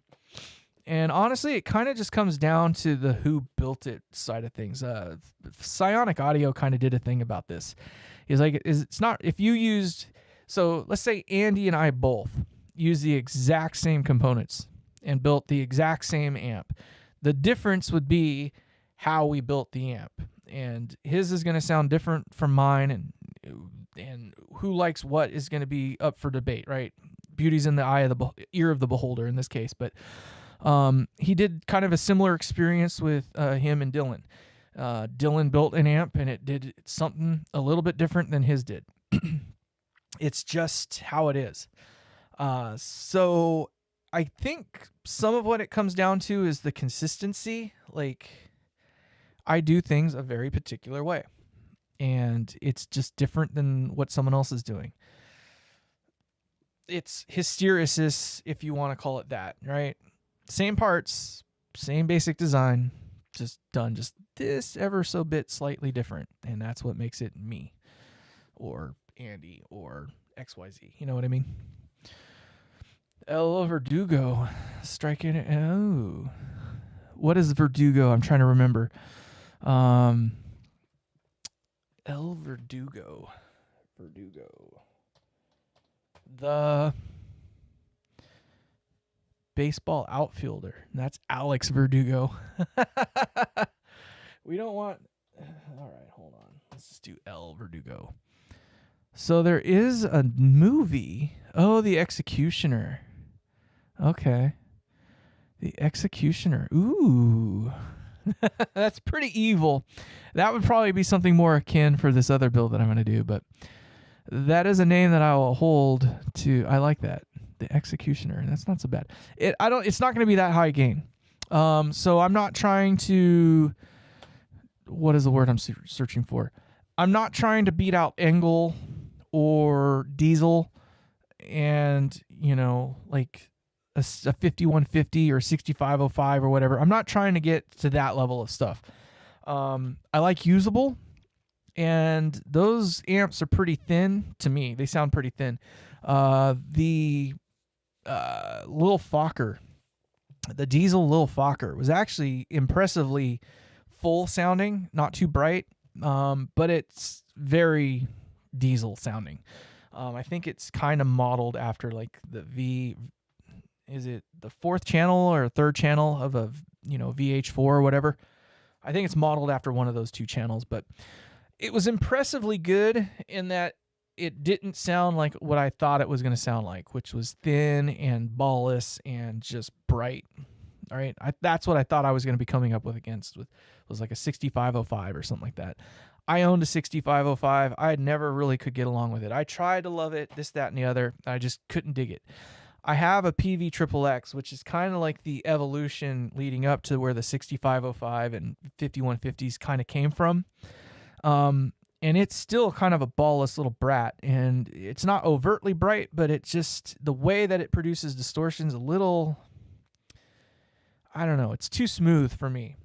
It's got a nice rip to it, but it's just too smooth. Obviously, when you start detuning the guitars, it starts to get crunch up a little bit more, I feel. But this one, I'd like it to be it's kind of loosely based off of a Dumble topology. Loosely, and I mean very loosely.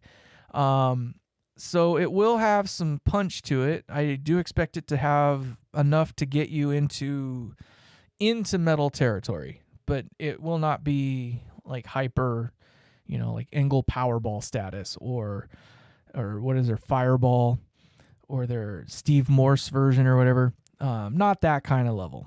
I'm not trying to get there. I still want it to be full. I want it to be rounded, not too sharp and spiky. Very much preamp based, so it'll be a little bit smoother than, I guess, output section distortion. So not like a modified Marshall in that regard, where it's got like that bite that they have, that little bit of grit on the top. We'll see. I don't actually know where it's going to land. To be honest, I don't really know where it's going to end up going.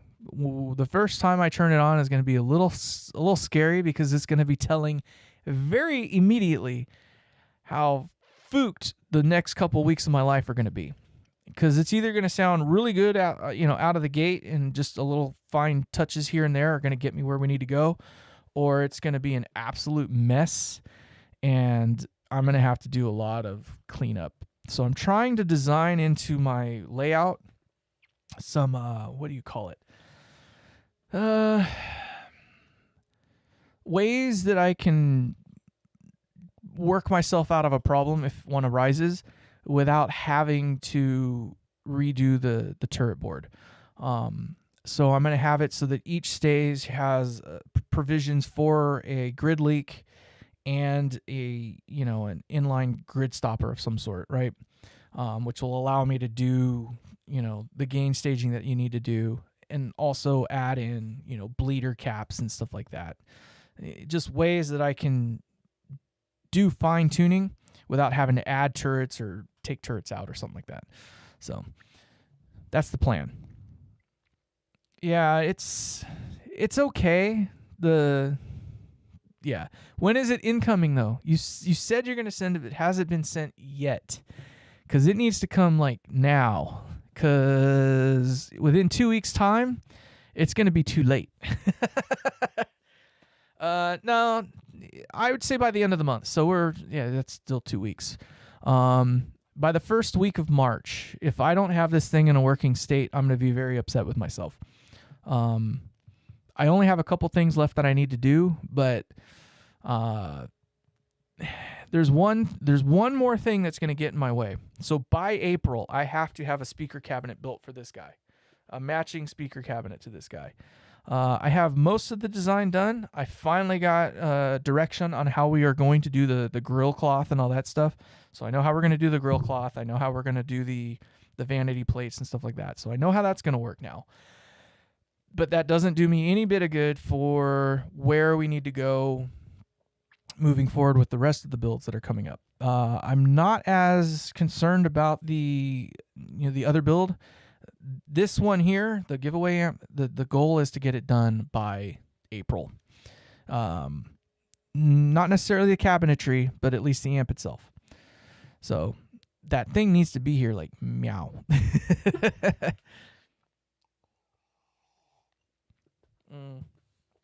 And this blue guitar thing better fucking blow my freaking mind.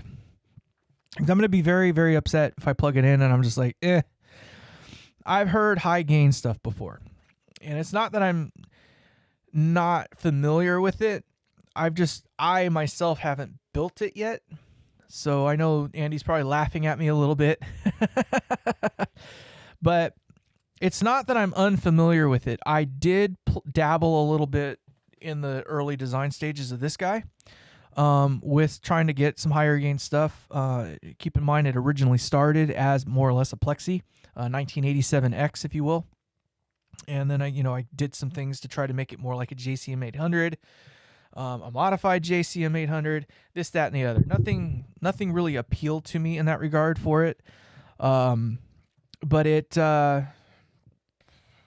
finally got to a point where it's just like I came up with a design that was kind of similar to like a Bogner Ecstasy. I want to say it was like the high gain version of the Ecstasy, sans the cathode follower section of it.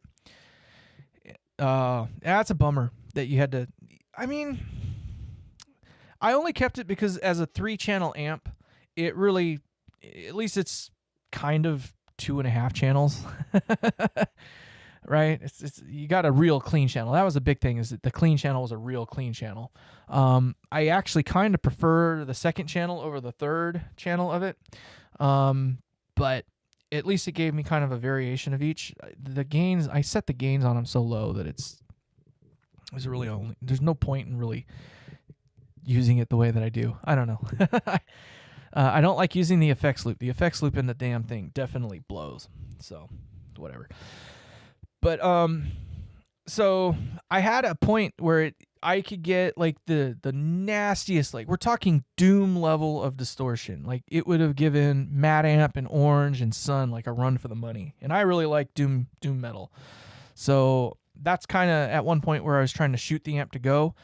But the only downer was that it only worked when you had it dimed all the way up. So like if you cranked the gain channel up, or the gain aspect of it up, it did that for days. Like it was just rattle the walls levels of sludgy Doom. I loved it, but you could not get anything clean out of it. And even partial gain settings, it just sounded like that amp ran at half volume. It just didn't work. It didn't work. So I had to finally move away from that.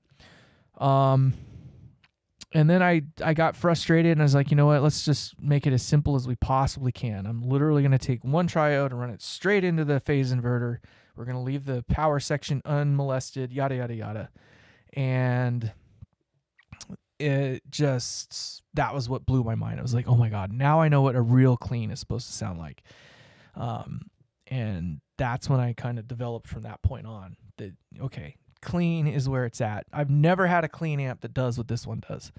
Even my SLS, like as much as I love my little 5-watt, it does not do what this thing does. It's just hard to explain.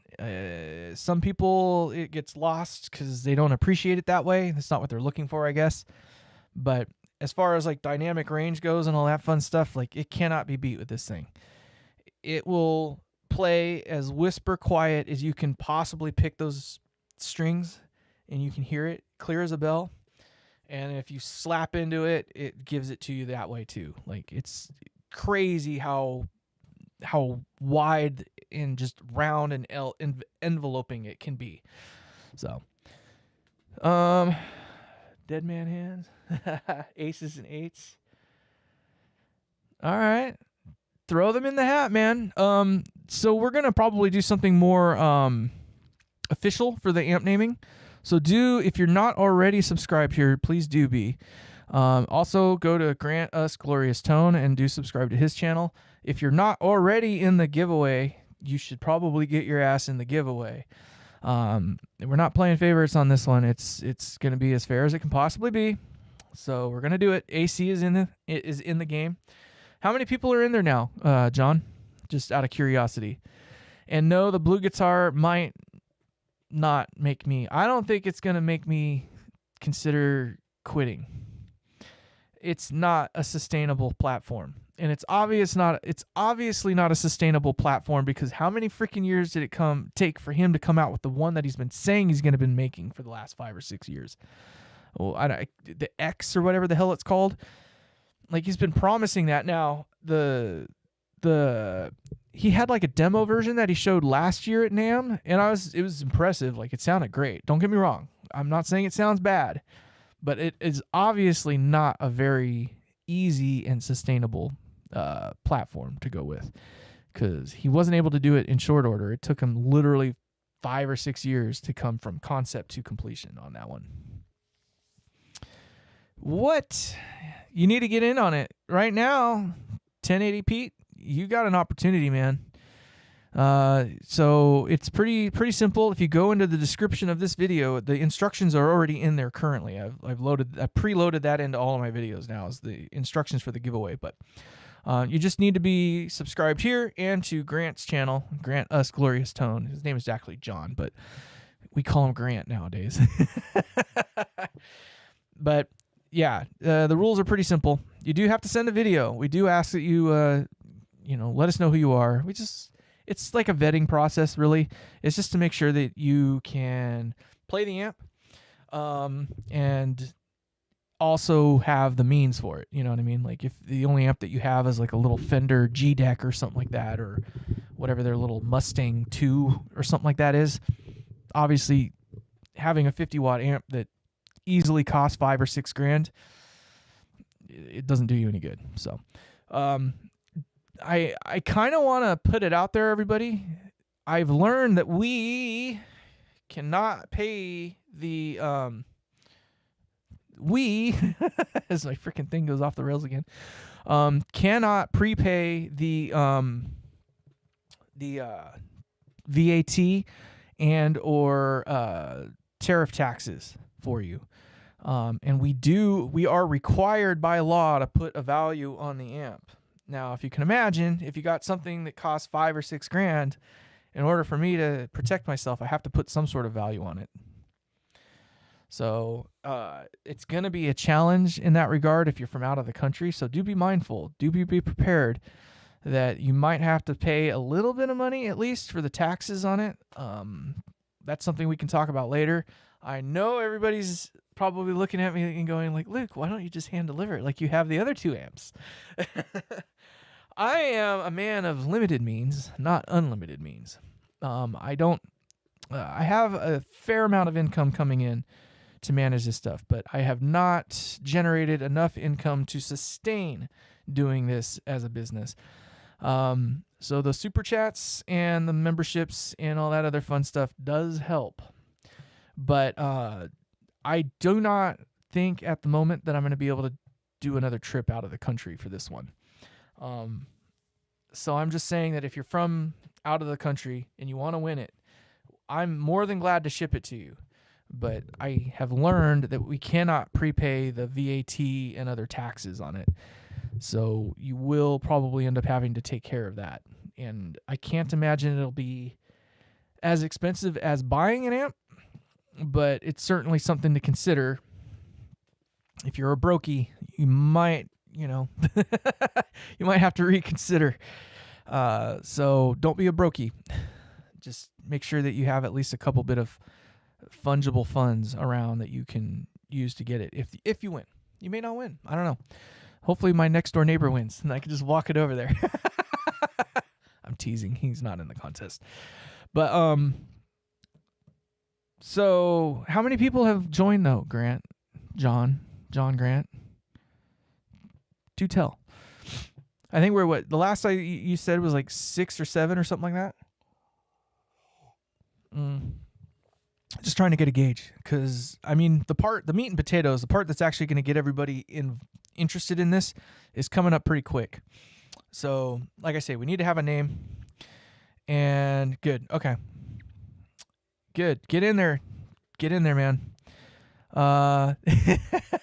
Yeah, your pocket pod will be extremely jello. You better throw your name in the hat, that's for sure. But do it now, sooner than later. It's not going to help your odds, I guess. I mean, as long as you get in at all, I think is probably the key.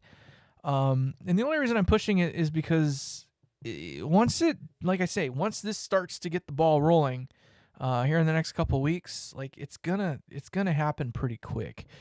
Historically, it takes me like 3 to 6 months to build these things. This one's not going to take me 3 to 6 months to build. Like I say, after I drill the holes in the chassis, it's going to start coming together pretty quick. Now, the only thing that will provide a hang up is if it's like way off from the get-go, like super duper amounts of problems from the get-go. And what I mean, for me, a problem was the, instability. So there's just too much gain all the way around and I got to tame it down a little bit, or, the tonality of the distortion, et cetera, is just so far off the rails that there's nothing I can do with it type of thing. I don't do conventional, so I'm not using a tone stack. I am using independent tone controls that do their own little thing. I have not decided if I'm going to go with a mid control yet, although I'll probably leave myself provisions to make that a possibility. Kind of feel like I'm probably going to have to put one in anyway, whether I want to or not. But I like using, tone controls that are non-interactive, which means placing them in places that are separate from the others, so that they don't interact with each other. The way I like to do it is pretty clever. I think I do it in such a way where the way that the harmonics kind of build through the amp, that by the time you're ready to start doing anything major, a lot of the work is already done. And then just the way that I tune the amp in and of itself. Thank you, Andy. I appreciate that. The way that I tune them in and of itself, I can do a lot of the shaping long before it gets to the part where it needs to have any major surgery done anyway. It's not, I don't like doing it the way that some of these other companies do. You'll see them where they put the cap over the plate resistor. It works. It's a clever way to tame some highs, and I'm not saying I'm not going to do it. It's just, I don't like, to me, those are Band-Aids, right? Like, I guess you have to do it if you have to do it, but I'm hoping to not have to do it in this particular build. So we'll see. We'll see how it goes. But first week of March is my plan, is to start making noise with this thing. So again, probably this weekend, I'll at least consider drilling the chassis out. I don't have any plans this weekend other than, what's the date today? Today's the 9th. Ooh, 14th is on Saturday. I might have to make the wife happy on Saturday. We'll see about how that's going to go, but that doesn't mean I can't come out into the garage and drill some holes. But that will determine my Saturday at least a little bit. Sunday, I may need to go help a friend out and start coring out some concrete. A buddy of mine has to get into his subfloor and do some pipe work, some sewage work. So I may end up doing that on Saturday. I don't know, or Sunday, but we'll see how that goes. Mid controls, so I'm probably going to put one in anyway, whether I want to or not. Only because I do know that people like their freaking mid controls. I don't like the scooped mid sound. I'm sorry. Pantera got away with it, but that sound does not appeal to me. This amp will not do that. I can guarantee you. I can almost tell you right now that it's not going to be like even a Mesa, dual rec or something like that, where you can get pretty scoopy mids. I'm also hoping that it doesn't have quite as much bass as a Mesa does. Some of those things are kind of loose sounding. I do like the way that they rip. Like, they have a nice, fun distortion. They feel nice under the fingers, I guess is the term for it. But I was kind of disappointed. AC, I mean, I'm not bashing on your amps or nothing, but AC, when we were at his place, we got to play with his Mark IIc that he's got. And I think he's got a Mark IIc Plus, whatever the latest 2025 version is. It's literally got 3 different channels in it, and each channel has like 3 different modes, this, that, and the other, and it's still got the graphic EQ thing at the end. And while it has a neat distortion, plenty of it, is kind of, I don't know. It didn't appeal to me. It's just not my thing. It's too much for me. And this thing's going to have quite a bit, but I'm looking more to get into the creamier, smoother, rounder, ballsier. I like tree chopper kind of sounding distortion, to be honest, but we'll see. But yeah, I will leave some range in there for some versatility, so you can maybe get somewhat of a scoopy mid sound if you wanted to. But no, scooped mids suck.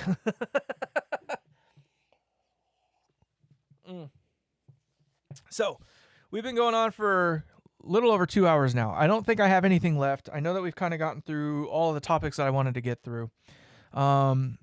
First and foremost, before I get any other work done on the giveaway amp, there will be a video coming out for the Cerberus. So be on the lookout for that. That should be releasing here in the next few days, hopefully by the end of the week. Maybe this weekend I will start working on the giveaway amp. Oh, you crank the mids. Well, then you'll probably like my amps anyway, because the way that I more or less do it is that there is no mid cut.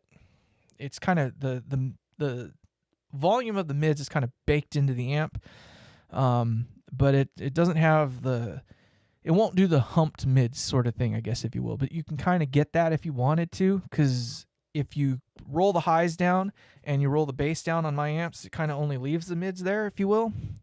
But I try to make it so it's almost like a tilt EQ, if you kind of will. You get what I mean? So you can have it pretty dark with a lot of bass, or you can have it pretty,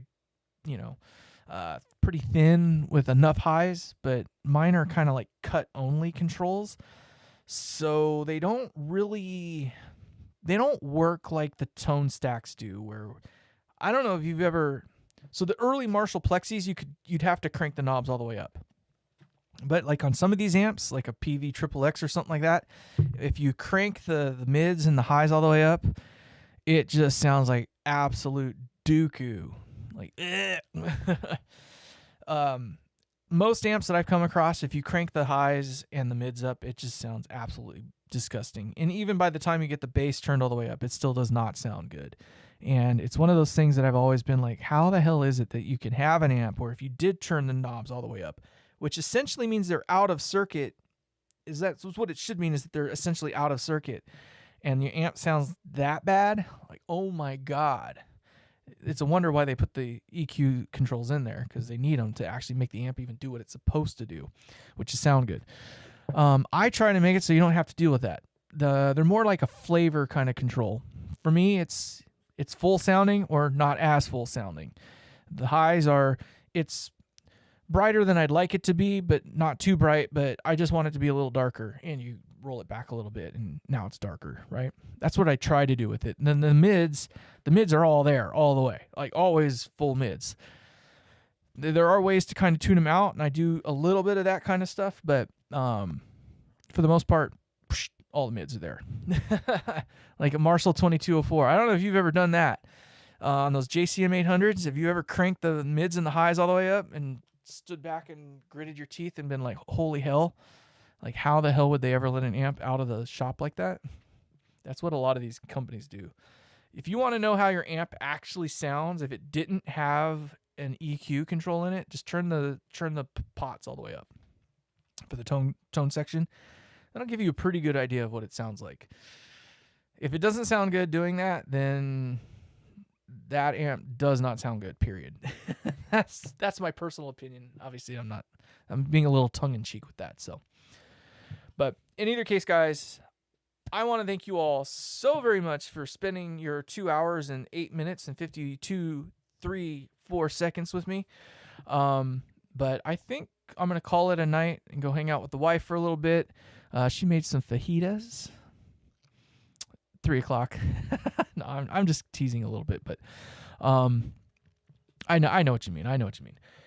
So do be on the lookout for the other videos, and I think after I finish this apricot, I'm gonna call it a liqueur, but it's not. It's got more bite than a liqueur. It's 45% ABV. So I think after this, I'm gonna have me another single barrel of Jack Daniels, and then we're gonna call it a night. But you guys, thank you just so very much. We'll see you in the next one. Take care. Goodbye.